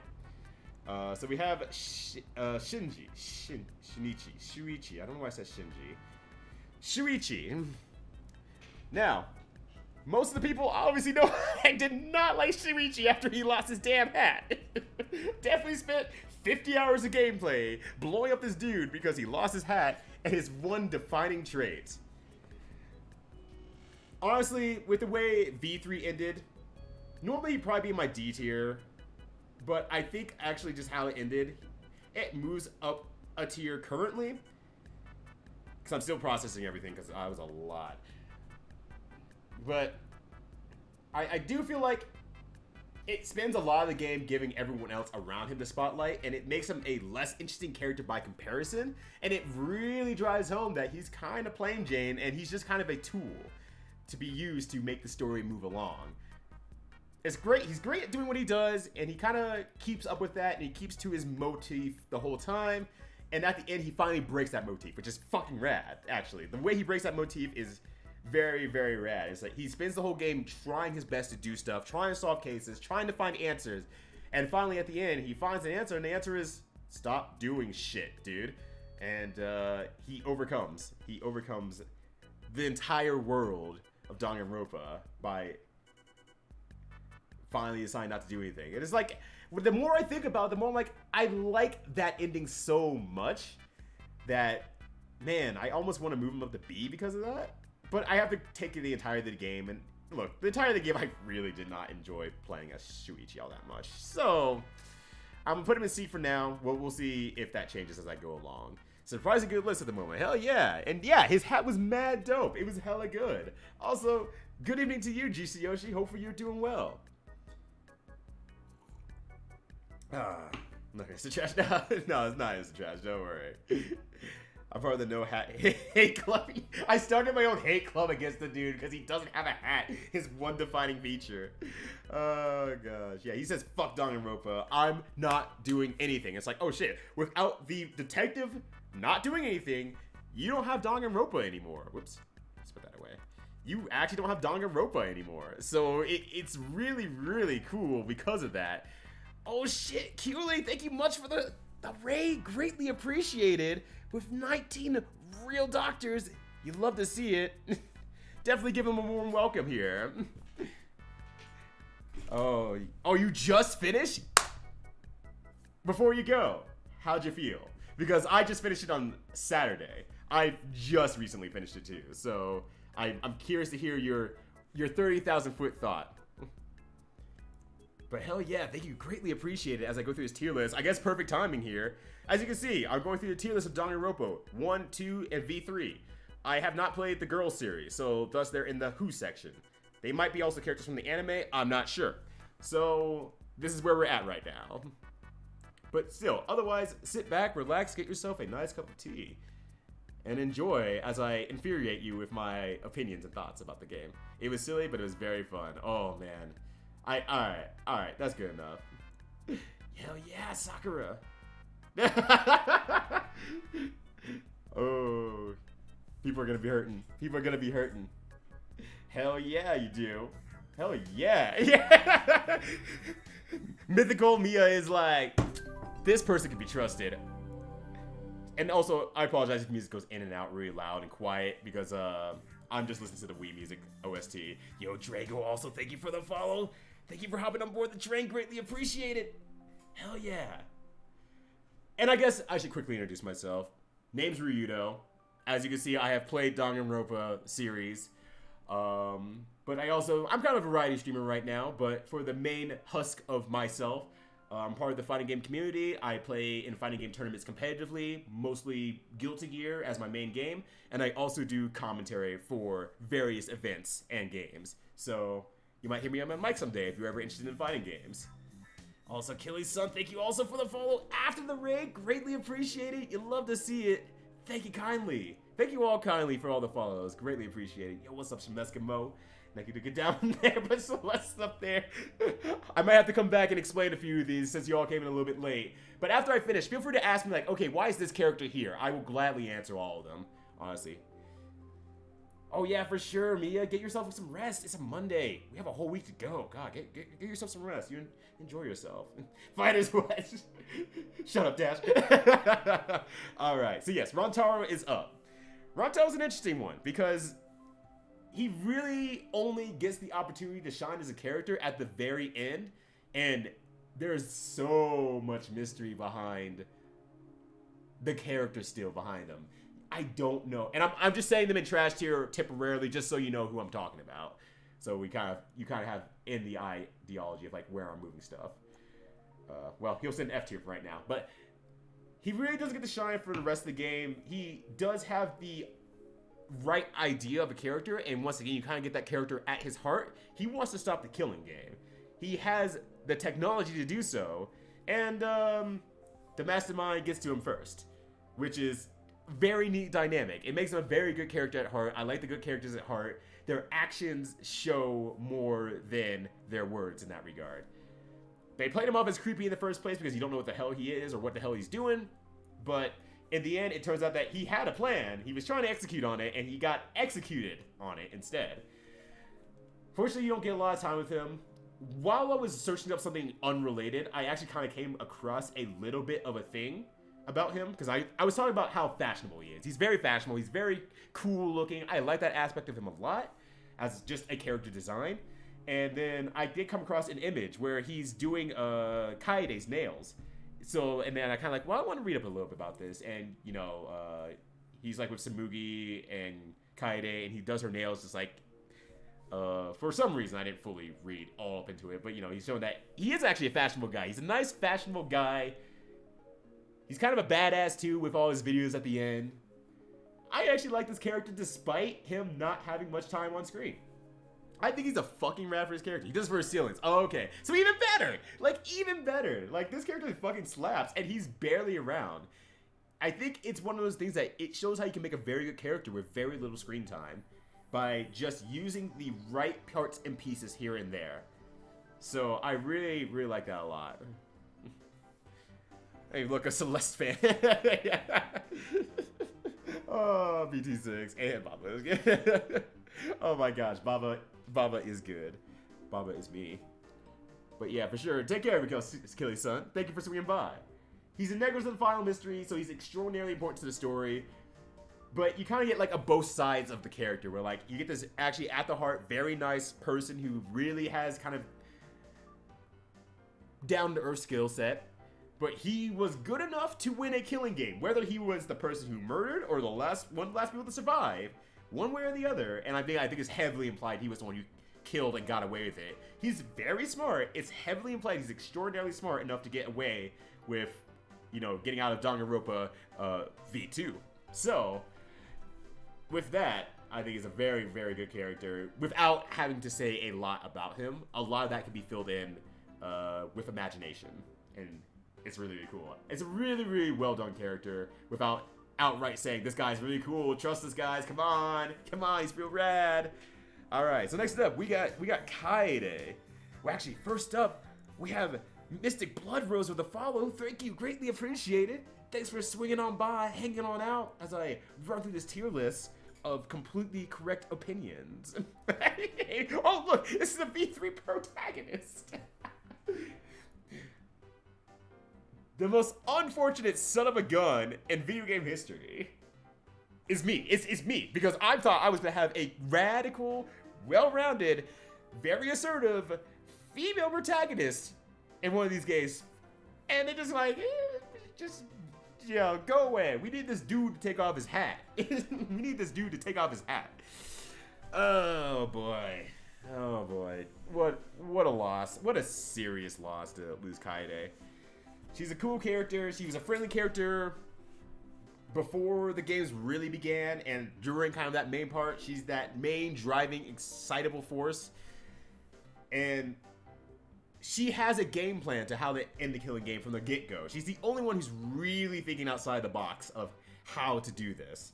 And it's really, really cool about how her character is based around, I will do anything I can to make sure that everyone else here is safe, sound, and remains great to one another, except for that person that I thought I killed, but apparently didn't. So, but no, they're like, no.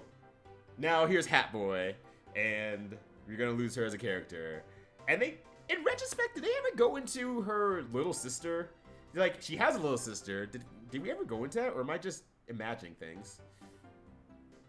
Who would win? Being excited to have a great female protect versus a really good plot twist. Unfortunately, the really good plot twist wins. Wish Shuichi died instead, but that's just me.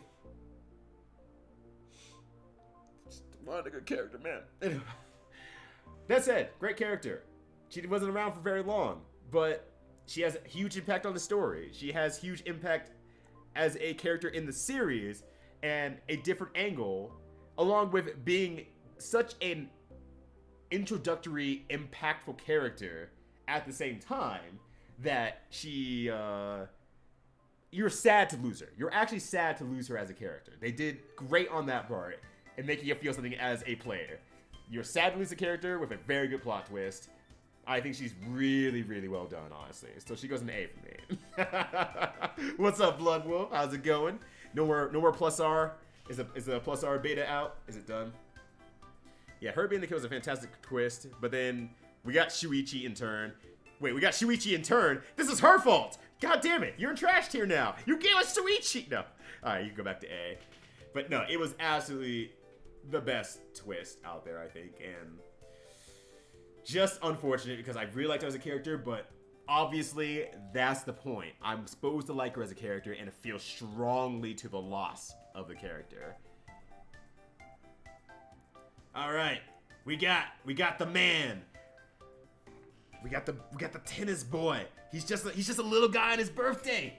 He's here. I fucking love this dude. God, I love this dude. He's badass to the core. He's been to jail allegedly.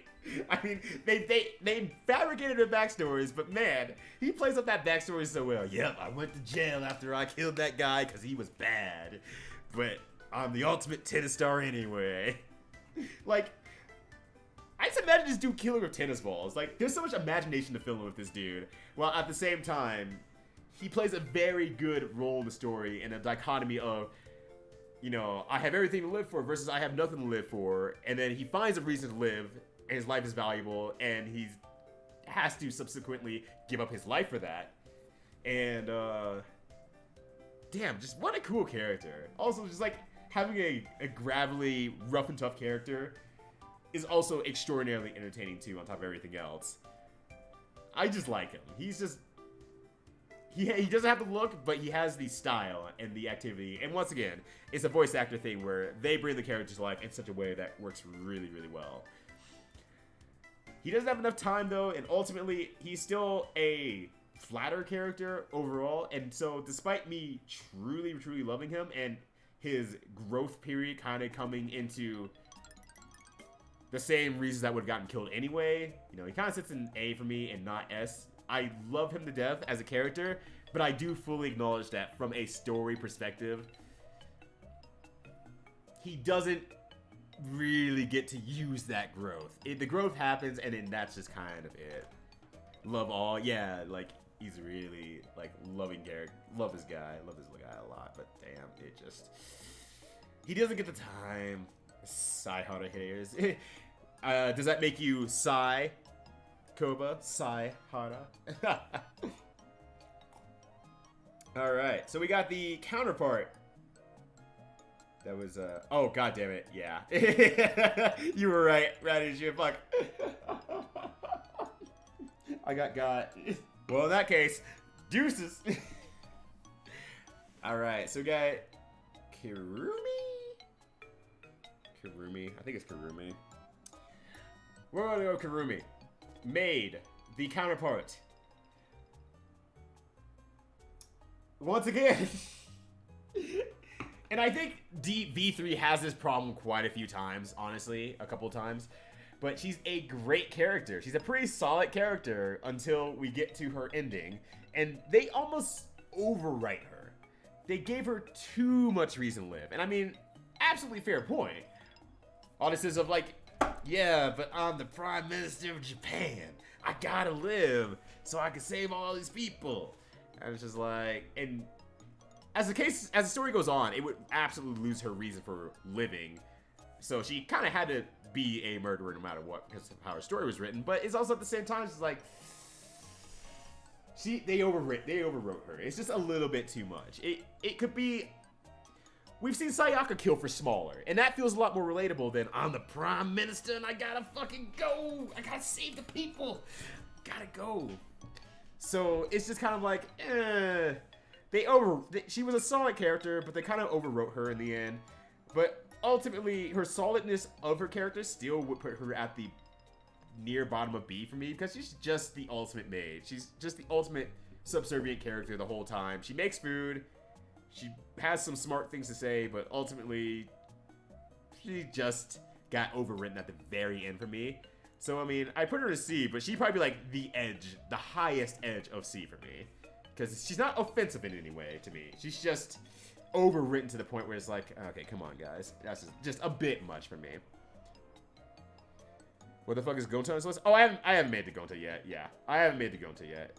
Oh, yeah, I guess you can't see, but, like, I have the whole crew at the bottom, below the tier list itself. And since I can only contain so much space on here, I have to, really sacrifice my spacing. So I still have a little bit to go. Also, being a Prime Minister is not a really good reason to murder. I say it fits in her character well, honestly. I mean, because she's the one who wants to make sure that she serves the people. And to make sure she serves the people, she has to be in order. She has to be out there doing her thing to make sure that it actually happens. If it doesn't happen, then she's failing at her one duty, her job, her reason for living. It's still just really fucking weird, though. It's just, I don't know. I can't fully relate to it in a way that makes me feel like, yeah, I'm on board with your character reasoning. It's just like, you're just kind of a weirdo. Not a weirdo, but it just feels kind of weird. It doesn't inspire me to love her character. That's the best way to put it. Oh, no. Who is the actual... I don't know who the fuck these characters are because I haven't watched the anime yet. And I didn't play the girls' Danganronpa game either. So I don't know who any of these people are at the bottom. Alright, so next up we got Angie. Cult leader. I'm trying to think of the best way I want to word this. I'm not a religious person. I think that's the best way to start. I'm not a religious person. She sure does exist, but she reminds me of the same people that I saw on my college campus that was just trying to recruit people for the sake of a specific cause. That said, it's not like her intentions were inherently bad, and it's not like the outcome was unnecessarily bad, but it doesn't make me feel comfortable, and that's okay as a character. You should have characters that make the player, to a point, feel very uncomfortable about their existence. Especially in a game like this, where you kind of need to feel uncomfortable to make sure that you kind of continue suspecting people. You don't trust everyone. And I think from a storyline perspective, she does a great job of that. Because without doing anything truly bad or evil or anything like that, she gives you all the discomforts of someone who might be a murderer. See, she's the JRPG religious bad guy. I personally don't like her as a character. I don't like her very simple, straightforward, believe in Atua style of character. That said, I think she's an extraordinarily good character for the story because it puts things in such an uncomfortable way that it makes the story feel right in the way that it needs to. When you start seeing people go over to her religion and starting to believe in something else. And also, a very cool aspect to this is like, what do you believe in once everyone's starting to kill each other? You need some sort of order. Well, follow the person who seems to have their shit underway. So, it's kind of weird. I personally don't like her that much, but I think she's a great, well-made character. Fuck her, but I think she's a great character for the story. Like, it evokes feelings as a player. It evokes movement in the story. It makes you suspect things in a different light, only to figure out that, oops, she died. And it's like, would she have succeeded in her plan? Would she be considered the hero if she succeeded? Because it's one of those things that's like, you're an idiot until it works type of situations. You can mash super and wake up at all times. Everyone will think you're an idiot. But the moment that someone gets hit by that super, you're a fucking genius. And so it's like, what if she succeeded at resurrecting the lives of one of the people, and then ended up sacrificing them and helping slow down the killing game or ended the killing game? Would she have been a hero? We don't get that question. We don't get that answered. And I think that's just the kind of harder questions that Danganronpa V3 wants to ask you. So I do like her in that regard. Yeah, she's well written. I don't like her as a character. And I think that's perfectly the intent of her, personally. We never got the fight. Yeah, we never got the fight. God. Maybe in the Danganronpa RPG that they release next year. That's not a real thing. I just made that up. Alright. Next up, we got Tenko. I could just leave her there and I'd be happy. But there's only a few reasons I put her on D. I mean, one, her gimmick's dumb. I don't like her gimmick. She's just like, oh, gross, you're a man. Don't talk to me. And it just wastes a lot of time. She doesn't ever break out of it. She doesn't ever do anything interesting with that sort of gimmick that she has. Okay, whatever. We allegedly don't even know if she's really good at martial arts either. She just knows that she practices a lot. So that doesn't really come into the storyline either. But she does have a good closing speech. A very good closing speech. When she wants to be inspirational, she's really inspirational. She's really heartfelt. Only one character really gets the benefit of that. But when she wants to be heartfelt and inspirational, it's done extraordinarily well. And I do like how it does what it does in the story in the case of Himiko. Where, yes, it empowers the characters to grow and change. And it successfully works. That's the only reason why I feel like she belongs in D. Because she obviously has that ability in her when she's not too concerned about the male influence for whatever odd reasons that she's horribly obsessed with that. And it's also, well, now I'm thinking about the other half of it. It's like, it's heavily implied that she bats for the same team, which could have been handled a lot better than just being man-hating. And it could have just been said, like, I do have feelings, but I don't know how to approach this as much as, no, I just hate men. But also, maybe I have feelings. I don't know. Maybe. It's fine. But I'm going to put that feelings on a lot of games, media that I consume from Japan, mostly RPGs that put you in the role of a character, have not figured out how to handle same-sex relationships at this point. I'm not going to blame the character as much as the system behind it. Wow, Rito hates lesbians. I can't dress the sus. You hate to see. Come on, please. I just think her gimmick grated on me, and she never evolved too far beyond that. And when she had the opportunity to evolve beyond that, she died. So she didn't have time. It's one of those things like, she didn't really evolve beyond that. She had that as her character the whole time. Just never really used it until it was too late. That's very much the problem with it. Yeah. I mean, Jin has a point. I mean, I'm more fine with hearing it more than just twice, but it definitely is like, I can only hear it so many times before I'm like, alright, you gotta have more to your character than that. Teiko's good points were strong, her bad points were pretty bad. It's enough, she's an F tier character with A tier character tools. So she moves up one. All right, discount duel on. Damn. Hold on a sec. Now I'm looking. Now that you all like busting her chops on dress up, I gotta look at these characters now.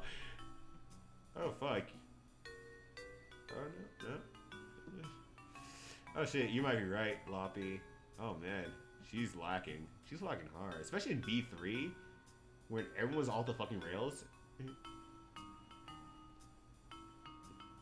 Yeah, she's like Sayaka tier. She's like Sayaka tier. But in a way that's like, Sayaka is meant to be that pure, straightforward pop star type. Tenko does karate. Also, how's it going, Lily Lop? Happy to have you here. Hopefully you're doing well. So, Duel On. False Duel On. He was there. Sure was there. And I thought maybe some of the more interesting parts of the character would have shown in the long run. But it just never did. He's just kind of a weird character who was there, and very technically his abilities did come into play, yes, but also at the same time, it didn't. I don't know. It's just nothing about the character excites me. I think that's ultimately what it is. When I think about the character pre his case and post his case, nothing about the character truly excites me about him. He just exists. And then he had the worst case in the series. And I can't think of really much defining traits. I thought he might have more to him, and he just didn't. He kind of just... He tripped at the starting line.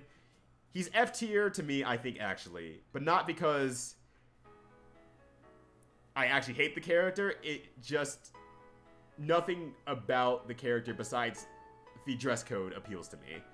And that's like, meh to me. Yeah, he's just spocking it up in the background, just going, ah, fascinating. Yes, indubitably. And then he kills someone. He kills 2 people. And I feel like the writing could have done a lot better with that to make him a more interesting character, but unfortunately, they just fell short of that. Is what it is. I would give up 13 and I'm here! Alright, the one that seems to split the room the most. Miyu Iruma, I think her last name is Iruma.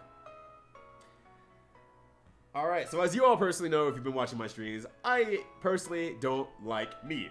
I really don't like her.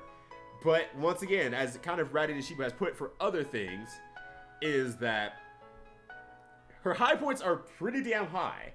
When she does humor that doesn't make me feel oddly uncomfortable or isn't the same shit that's always happened before, it's really great.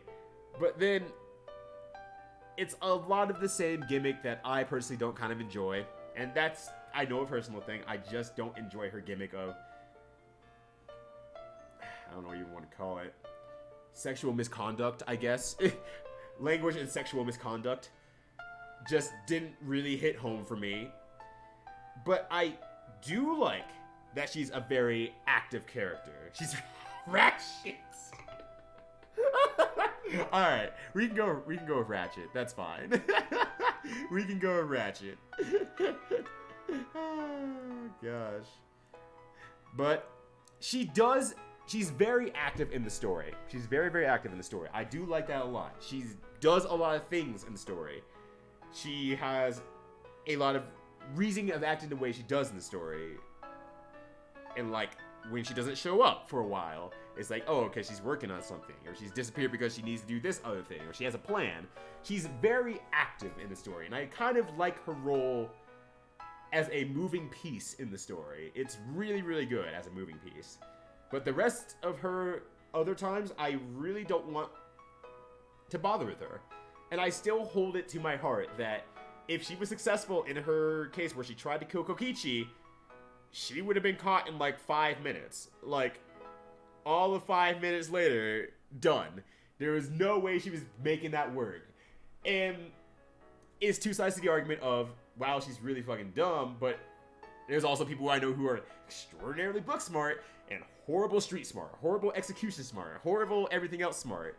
But they can, they can tell you the deepest understanding of the most technological things, but then it's like, hey, maybe you shouldn't act like that or say that thing to people because it makes you seem like kind of a shitty person.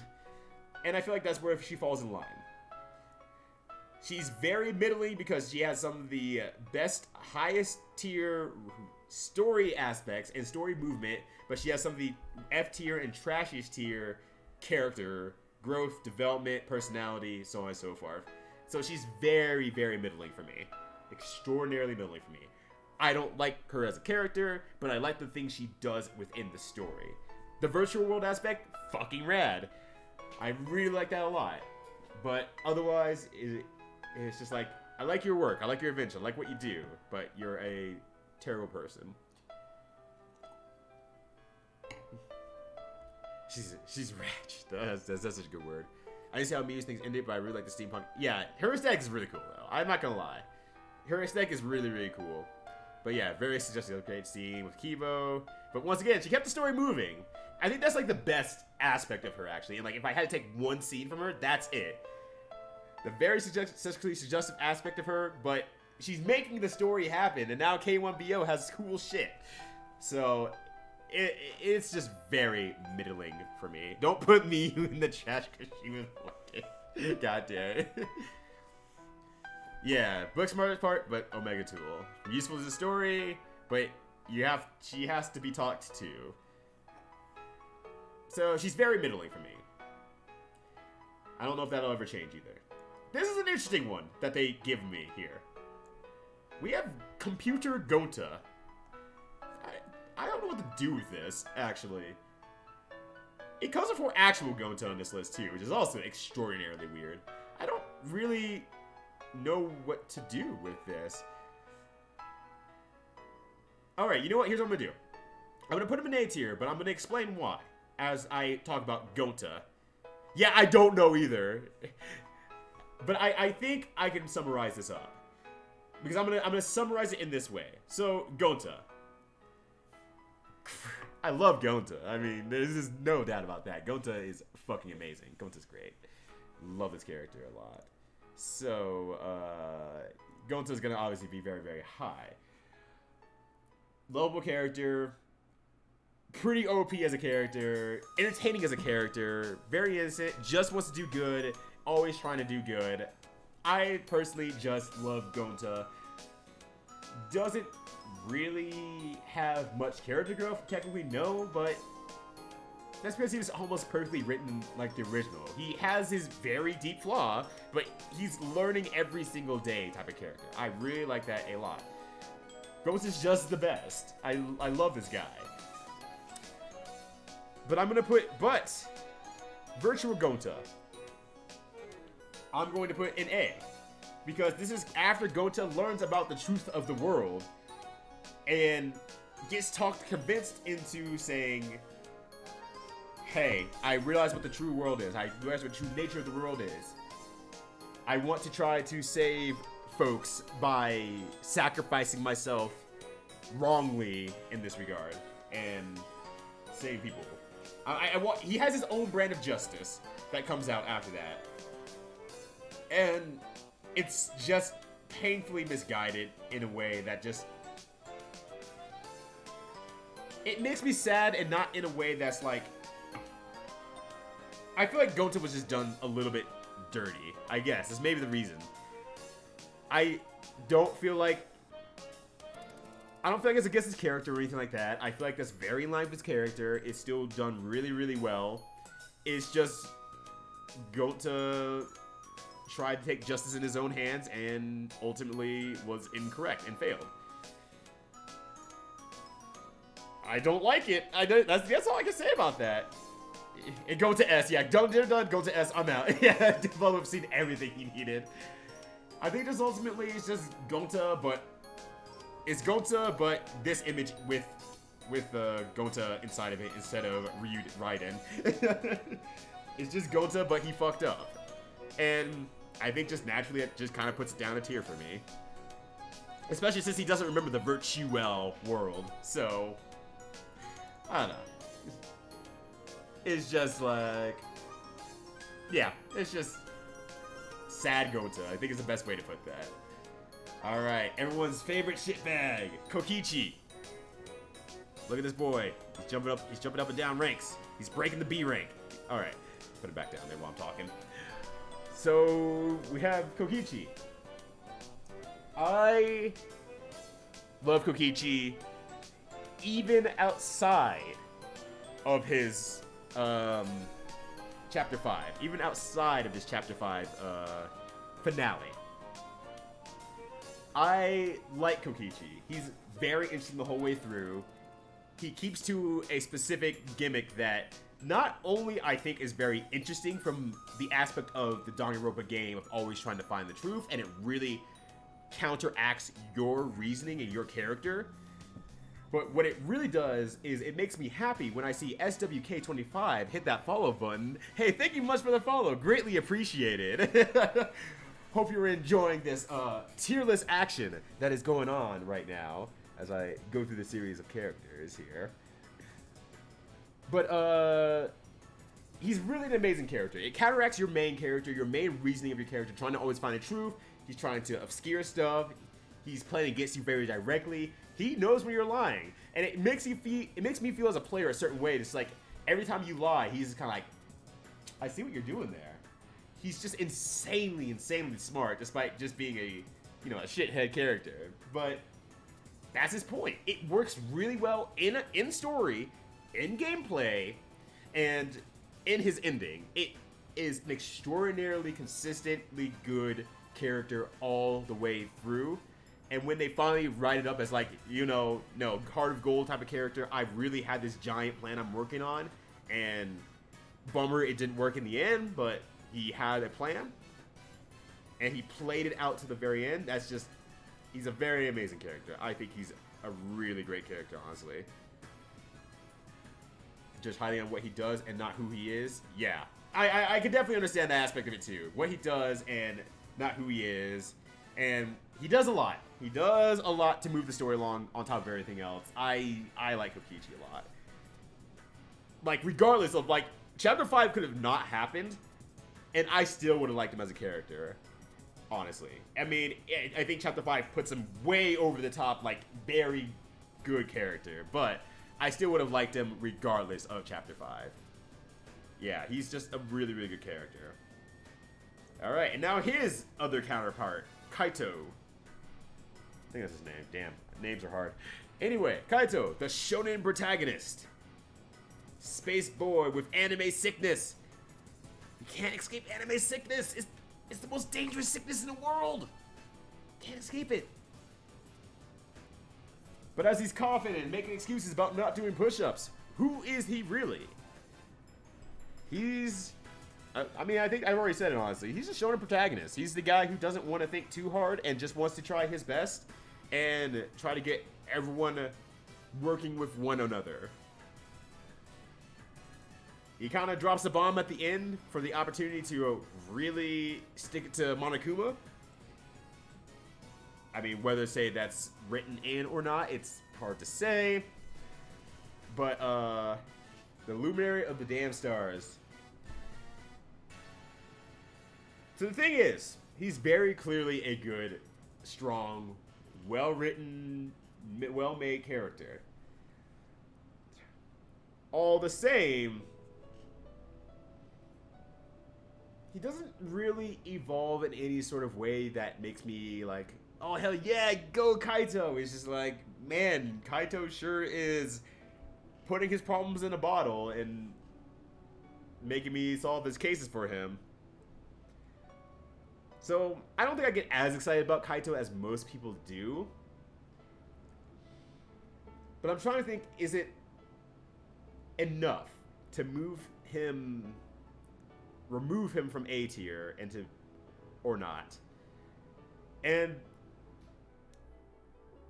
I think ultimately, if I had to put him somewhere, I'd probably put him either at the toppest of B or the lowest of A.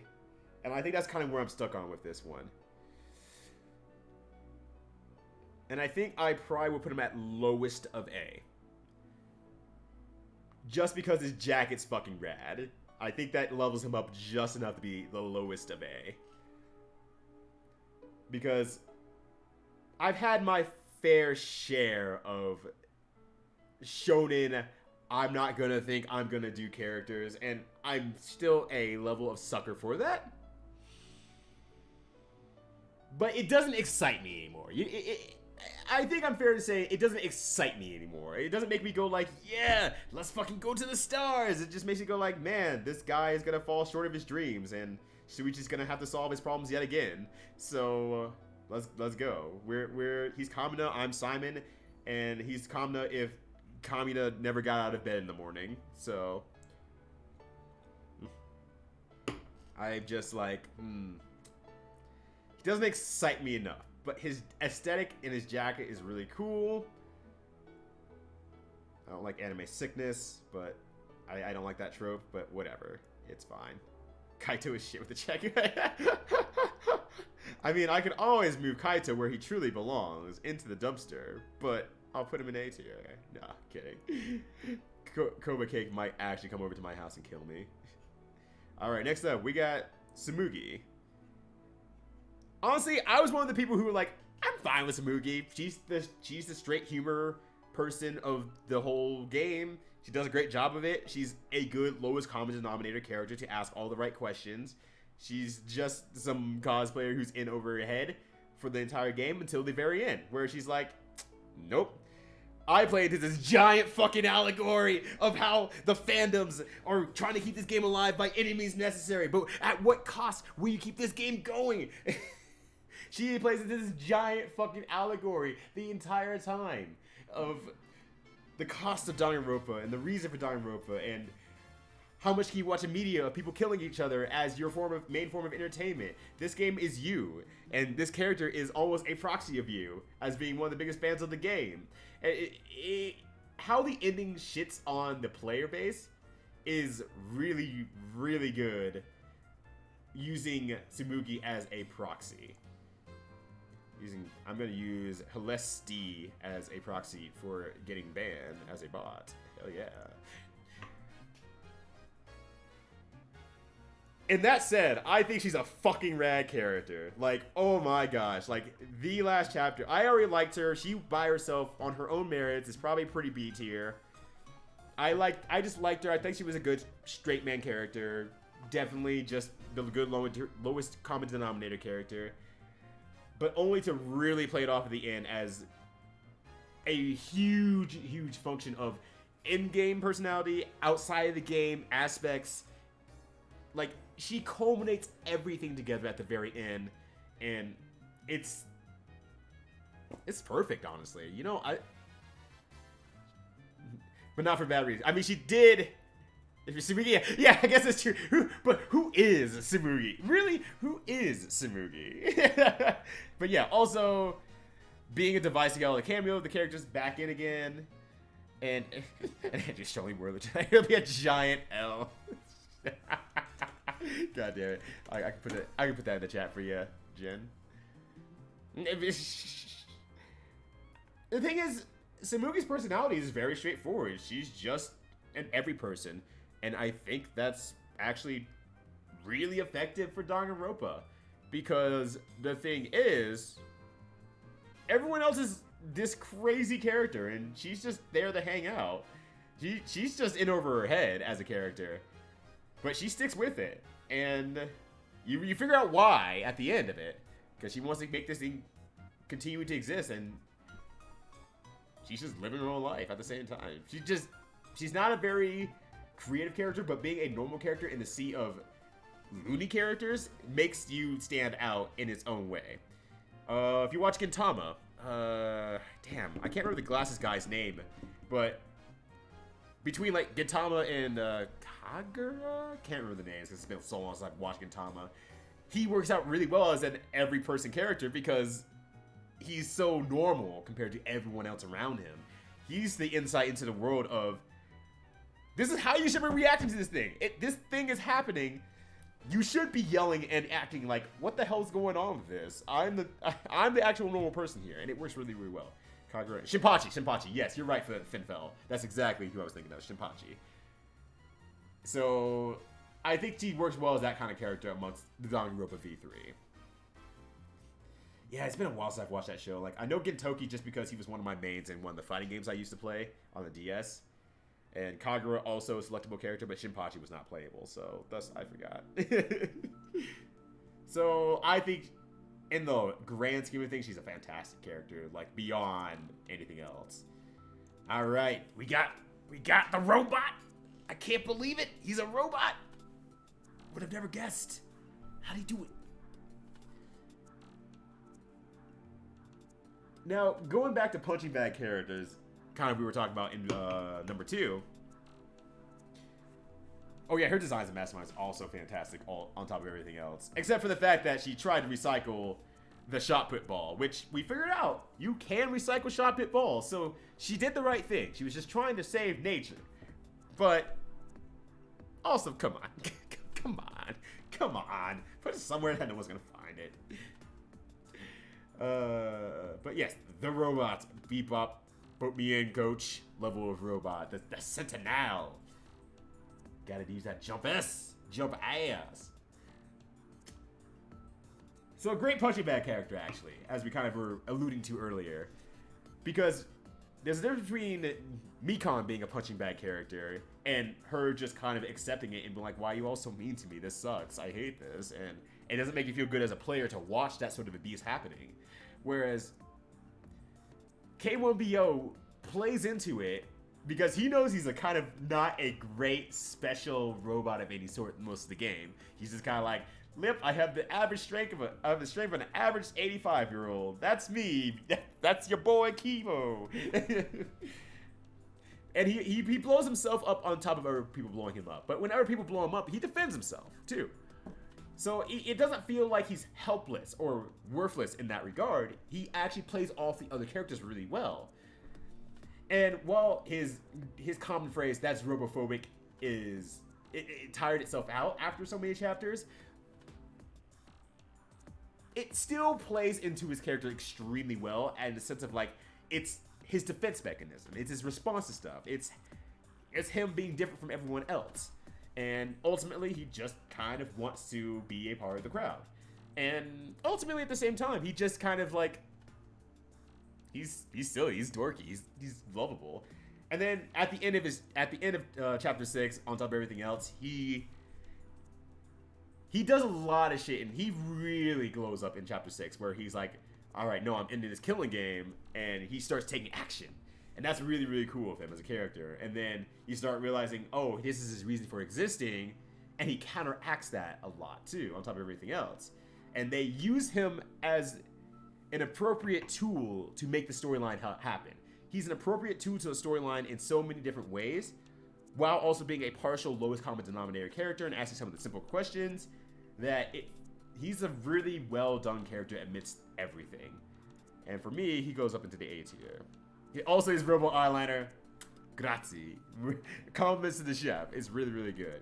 Yeah, all of his weird his robo stuff is weird in funny ways too. He has a lot of fun with, like, they had a lot of fun with his design as a character. With, like, yeah, the mouth Polaroid, the eyes. He got the real big bug eyes. He can talk to nano machines. He has a laser cannon. Holy shit, he has a laser cannon. This guy's great. Like, they have a lot of fun with his design. He's just ultimately extraordinarily dorky. And while I would not put him on the S tier because I don't feel like he doesn't make me explode with love for him, I still think like he would be like, if I had to shuffle these around in A tier, he'd be in the higher end of A, because I think they did an extremely good job and had a lot of fun with the uniqueness of his character. Oh my god, Corgi, what the fuck? Also, his final boss fight is interesting. But I'm not gonna blame him for that. I'm gonna blame the game for that. Alright, we got another split the room character with Himiko. Some people love Himiko, some people hate Himiko. I'm on the love side. Magic tier, yeah. Who? Because it's like, is she a real magician? We don't know. We don't know. never know. But I love Himiko. Once again, very similar to K1BO. She's a dorky but lovable character. But on top of that, she does have a character growth moment where she has Tinko's final moments, and she has kind of that low point. She hits rock bottom for a while, but then she comes around afterwards and realizes, like, no, life's a lot more. She told me to live my life to the fullest, so I'm going to do my best. And while her best is usually not good, not very good, you know, it kind of shows itself into the end, where, like, even like the last moments of chapter 6, where she's like, I'm trying to find a clue. Fuck, I can't find anything. Oh no, maybe I am actually kind of worthless. But then she actually finds something else, and she's super proud of, like, herself because she actually succeeded finally at doing something. Because she's just spent her whole game making excuses for herself. And finally she stops making the excuses and ends up helping out the final case really, really strongly. So you get, like, this whole arc with her that is really, really good with her. With that, on top of me actually really liking her as a character, I think she's on the very, very bottom of S for me. But I think I really, really like her. She has some of the best character art in the game too, where she, like, has that hat jumping and she bounces up and down. And it just looks so jovial and, like, in character for her. I think that even, like, that little touch is what barely pushes her over A tier for me. But she could easily be, like, top of A, bottom of S level. But I really liked Himiko, even regardless of anything else. I actually liked her. Alright, we got Miss Murder herself, Maki. The ultimate assassin. She's gonna get in that ass as the assassin. She's fine. She's fine. She does have character growth moment, and I do like that a lot about her. But I think kind of overall, for me, she's kind of just still there.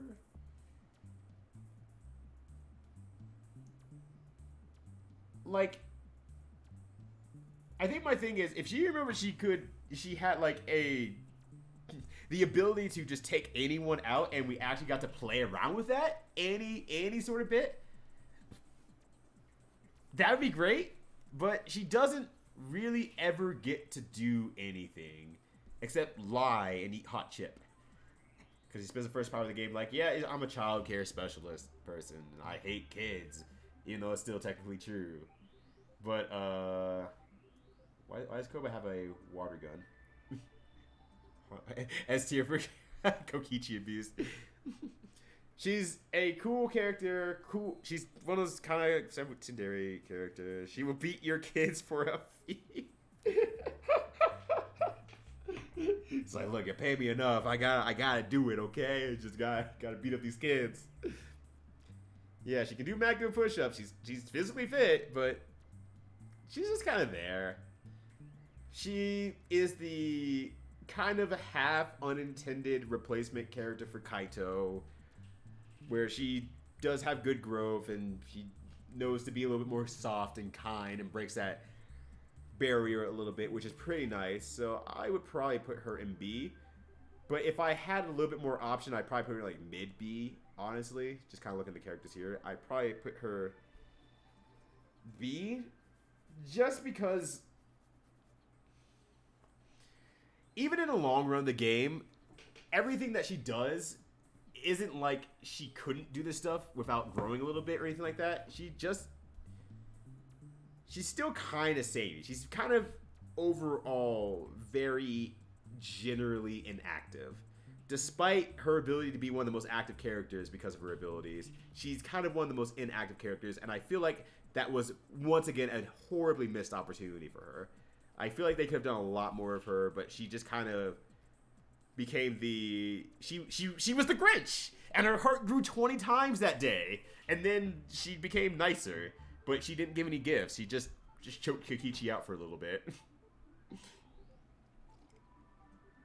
So yeah, I would say probably mid to high B for her, for me. Oh, interesting. I mean, as a gift we all treasure. Yeah, that's true. But it was also the one gift. That was the only gift. There was no further gifts in that. It was the one gift. Her gift was not killing you, but threatening if you want to die anyway. Alright, so there's like sister form. Korikyo. I guess we're done with that one. I don't know what to do with that. I literally think that reason right there is what heavily made Korikyo such a failing of a character in the end, honestly.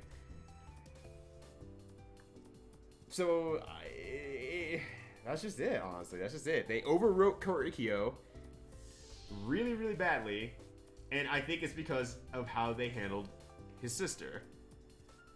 They could have done it in a lot better ways. I think the aspect of sending souls to his sister was strong enough by itself. But they had to go further. And then they had to go further. And I think just because of all that overriding, it makes it super, super weak. It kind of just comes out of nowhere. It's not interesting enough as is. And I would have just taken the whole sister thing at face value because, okay, yeah, that seems like something you would be heavily into. You don't need to be in love with your sister. That's fine. You don't need to embody your sister. That's fine. You can just say, yeah, this old tome I read when I was like 5 years old when I started getting into this stuff, and what led me to be the ultimate, said that you can send souls to your afterlife to your siblings if you kill them in certain ways. So I started becoming a mass murderer. And it's like, oh shit. But I can see that for this game. That makes sense. That's it. It's just out of nowhere. Alright, we got the main character throughout the series, Monokuma. Man, I mean, what is there to say about this guy? You've seen one, you've kind of seen them all for the most part. I feel like he takes a little bit of a hit, not because of the voice acting, but because of the characterization a little bit in number 3. Gets a little bit odder out there, but at the same time...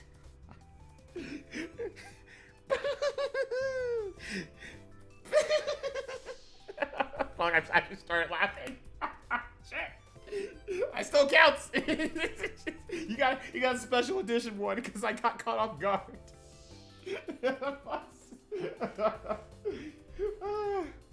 No.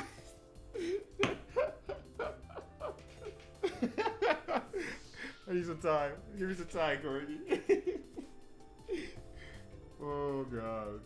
Okay. Like I'm smiling. I can't stop smiling right now. But it's also at the same time, what can be said about Monokuma in the sense of like you've seen one, you've seen them all. But I do like very specific things about Monokuma. Yeah, first let me get the stabs out of the way. In the darkness and in the light.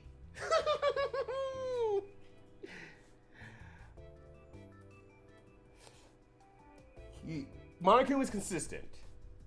Despite however the game is going, Monokuma has very consistent points that are very attached to the mastermind, yes, but it hits the aspect of Monokuma wants to make sure they're running a fair game for the most part. Part of that is connected to the mastermind.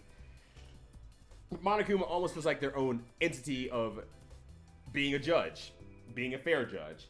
And despite over the course of so many games, there was one feeling that I got from Monokuma, and ironically, that feeling is Monokuma could be trusted to make sure this game runs appropriately. And it's a very interesting dynamic considering the game. It's very, very interesting considering the dynamic of the game. So, under rule used in Chapter 3, if all deaths after your initial murder are invalid and you don't get caught, couldn't the Blackman just murder the Fantastic Cast who could be challenged? I mean, yeah, probably. Quite honestly, I think that's just they didn't write it out very well aspect of Chapter 3, but, I mean, I can't believe it. They sent out the port without Chapter 3. It was Chapter 1, Chapter 2, Chapter 4, Chapter 5, and Chapter 6. That's crazy. I can't believe they didn't make a Chapter 3. That's wild. I really do like Monokuma as a character.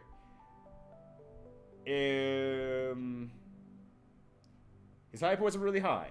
His consistency is extraordinarily good. There's just some parts here and there that is like, okay, yeah, you're still kind of a deplorable character, and not ways that are greatly entertaining. It's just like, oh, it's weirdness for the sake of being weird, and not in a way that's like a Monokuma theater that's really well done or very interesting. It's just like, now you have cubs and you treat them kind of indifferently. You're going to abuse Usagi a lot, and I guess that's just the thing. So for me, I think he still sits in A, honestly. I like the consistency of a character. Overall, I still feel like he got a lot better in V3, but he also had a lot of various story beats across 3, here and there. And it's like, I like the difference, but also, you didn't have to go so ham with him. But maybe they did. I don't know. Maybe they did, because it's been 3 games of Monokuma, so very, very hard to do. I guess this is a Usagi without stick, because there's an Usagi with stick next to her. So Usagi without stick, Usagi with stick.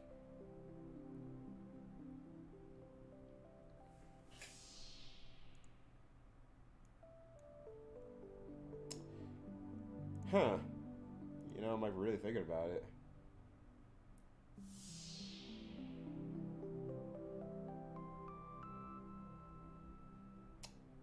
This is hard. And not for the reasons you think it is. This is hard because I can't decide if it's F, or trash tier. I don't really like her as a character at all. And I'm trying to think, am I being unfair in saying this? Am I being unfair to not say she's just a really bad character, or is she actually a trash character? In my heart, I want to say no, but I also can't defend her in my head. She's just kind of an annoying teacher type who is a punching bag for Monokuma in the second game. She does have some funny points as a straight man comedy character. But overall, she's more a function of the game rather than an actual progressor of the storyline. She's a function. She removes the mono beasts. She's literally a function of the game. And her with a staff doesn't subtly make her much more interesting or better. It just makes her more annoying because she's confidently annoying now. So she super exists. And she gets beat up the whole time, very much like Nikon. And I already said that's a negative for me. I don't think I can defend her any further. I think she's trash. Might move up to F if I think about it more, but I think she's trash. Alright. We got... Ooh. Sorry, my brain just went like, hey, you know what we haven't listened to in a while? And I'm like, oh yeah, I totally haven't listened to OST in a while. So I'm gonna go get it real quick here. Especially since we're getting into the final stages here. So let's do a game with stage music. With stage in its name. Drift stage. Hell yeah. Alright. Alright. Mono Kid. Come on. Come on. The Monocubs, I'm gonna space out the Monocubs. I'm actually, because they spaced them out mostly. I mean, I still have characters in here you'll be like, wait, what the fuck? So, Mono Kid fulfilled his role. You know what? He fulfilled his role exactly. He was the drunk uncle, one-off, completely flat character whose job was to provide a different vector of entertainment. He succeeded. He's my favorite of the Monocubs. Ultimately, he's still a flat character, but he succeeded. I think he did a great job. I love him. I love Mono Kid. He's great. Alright, next up we have... Whoop, get back over here. Monosuke. Got hammered on honey. Yeah, he was drunk for like 3 days.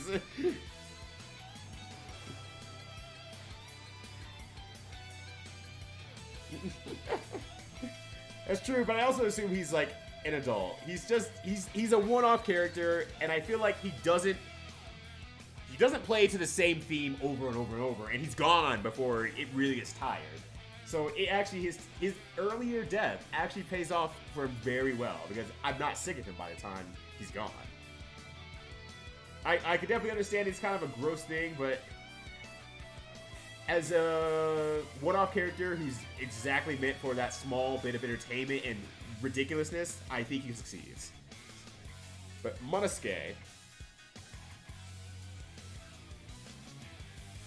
very interesting character, I suppose, as a one-off entertainment character. I would put him in C.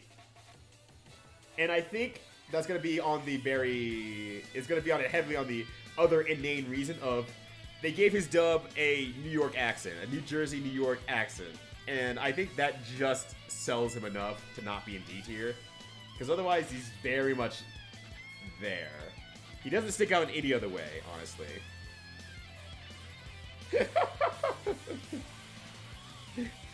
Not Nanokuma is S tier. Unfortunately, ironically, they don't have Nanokuma. You'll understand why it's very ironic they don't have Nanokuma in here.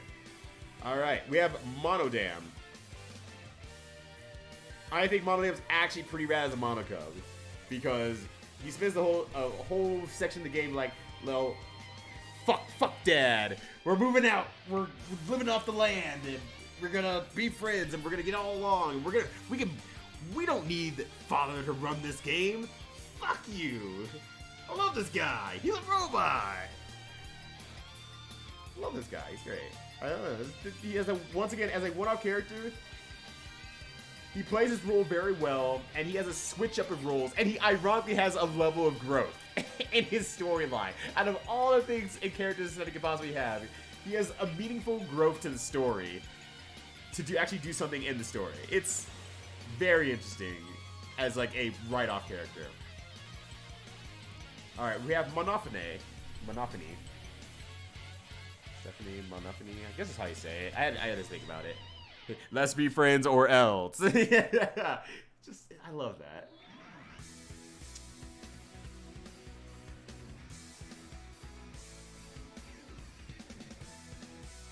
I appreciate... I think this is what it is. I appreciate her attempts at humor. They don't really hit home. The gimmick's kind of played out, but they do just enough of it that isn't just like the worst thing. It's not the worst thing in the world. It's not the worst humor for me in the world. I know it sucks for some people because of the constant puking is pretty gross, and some people have phobias based around that. But I think they had enough variety and fun with it for someone who doesn't have that phobia personally, that maybe go like, okay, they're at least doing something with this. They're at least enjoying it in some different way.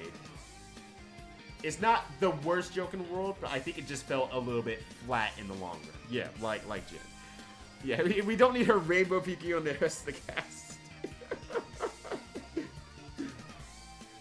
We have Monotaro. Yeah, Monotaro.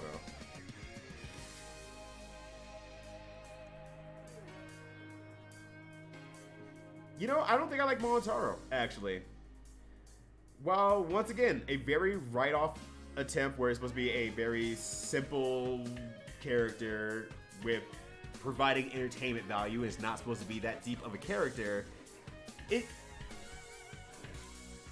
nothing really sticks home for me for the character himself. Everyone else plays around him, and that's what makes him good as a character, because everyone else is playing around him to his not random, but, well, we'll say it, random changes. It felt like random changes to the character. So everyone was playing around that, but him himself, if it wasn't for the others existing, he would be a wholly uninteresting character. But otherwise, he's just a bunch of gimmicks, tropes, and everything put together. He's like the idiot protagonist of a 2000s webcomic. Alright, I can go with that. I can totally go with that. That's super good. And because of that, I don't think he's trash. I think he is a failing character, though. I think he fails to really be much of a character. Alright, here's some of the ones that we're gonna get into. So you can be like, wait, what the fuck? Why?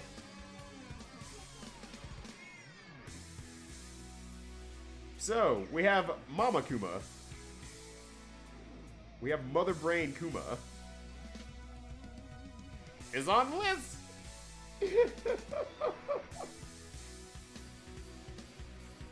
I mean, I guess for the similar reasons I like Monokuma. Very straightforward, plays the rules, very literal rule character. Doesn't hang around much, but it's just kind of, it's actually kind of an interesting way to bring in another form of Monokuma. I actually kind of like the different way of doing it. So, kind of falls in that D tier, but also, there's not much to the character, honestly. Monokuma is still the spotlight. Alright, prepare your butts for this one. Prepare your butts for this one. Team Danganronpa.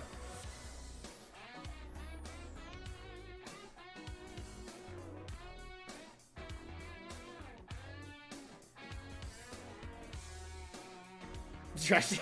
you're not even confused. You're just like, trash tier, next. Trash tier into V3. Yeah, it's like, they could be both.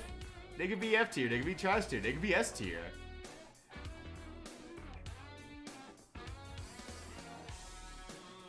Do I aggregate this and just put them in B or A tier or C tier? What do I do with this?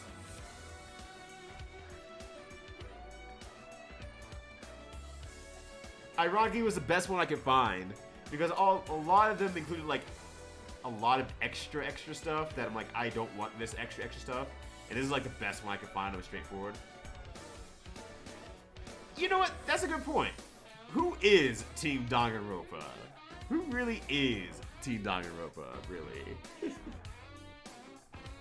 I'm fine with saying that because what the fuck? I don't know who you are anymore. You've shown up in the last 30 minutes. What parts of the series do you want me to take into your character or not? I just don't know. We're gonna put that in who. Alright, this is the last one. This is the last one. The fucking hamsters. Hell yeah! And I'm assuming these are Gundam's hamsters. That's the assumption I'm going in. These hamsters are fucking rad. They have Gundam names. They fought a robot. They fought a robot appropriately. SSST. I mean, not even playing around, actually. I honestly think that they are, like, A tier easily. We don't get enough time with the hamsters, but they're made into, like, small bits of character from just existing in Gundam, but actually having specific names, attitudes, and everything like that. They could have written them off as, like, a joke the entire time, and they totally didn't. They totally didn't. Next to Gundam. My life's being threatened. There we go. We can put Gundam and his hamsters next to each other. I'll do it to make you happy. I do it for the stream. Don't ever say I didn't do anything nice for you. And that's the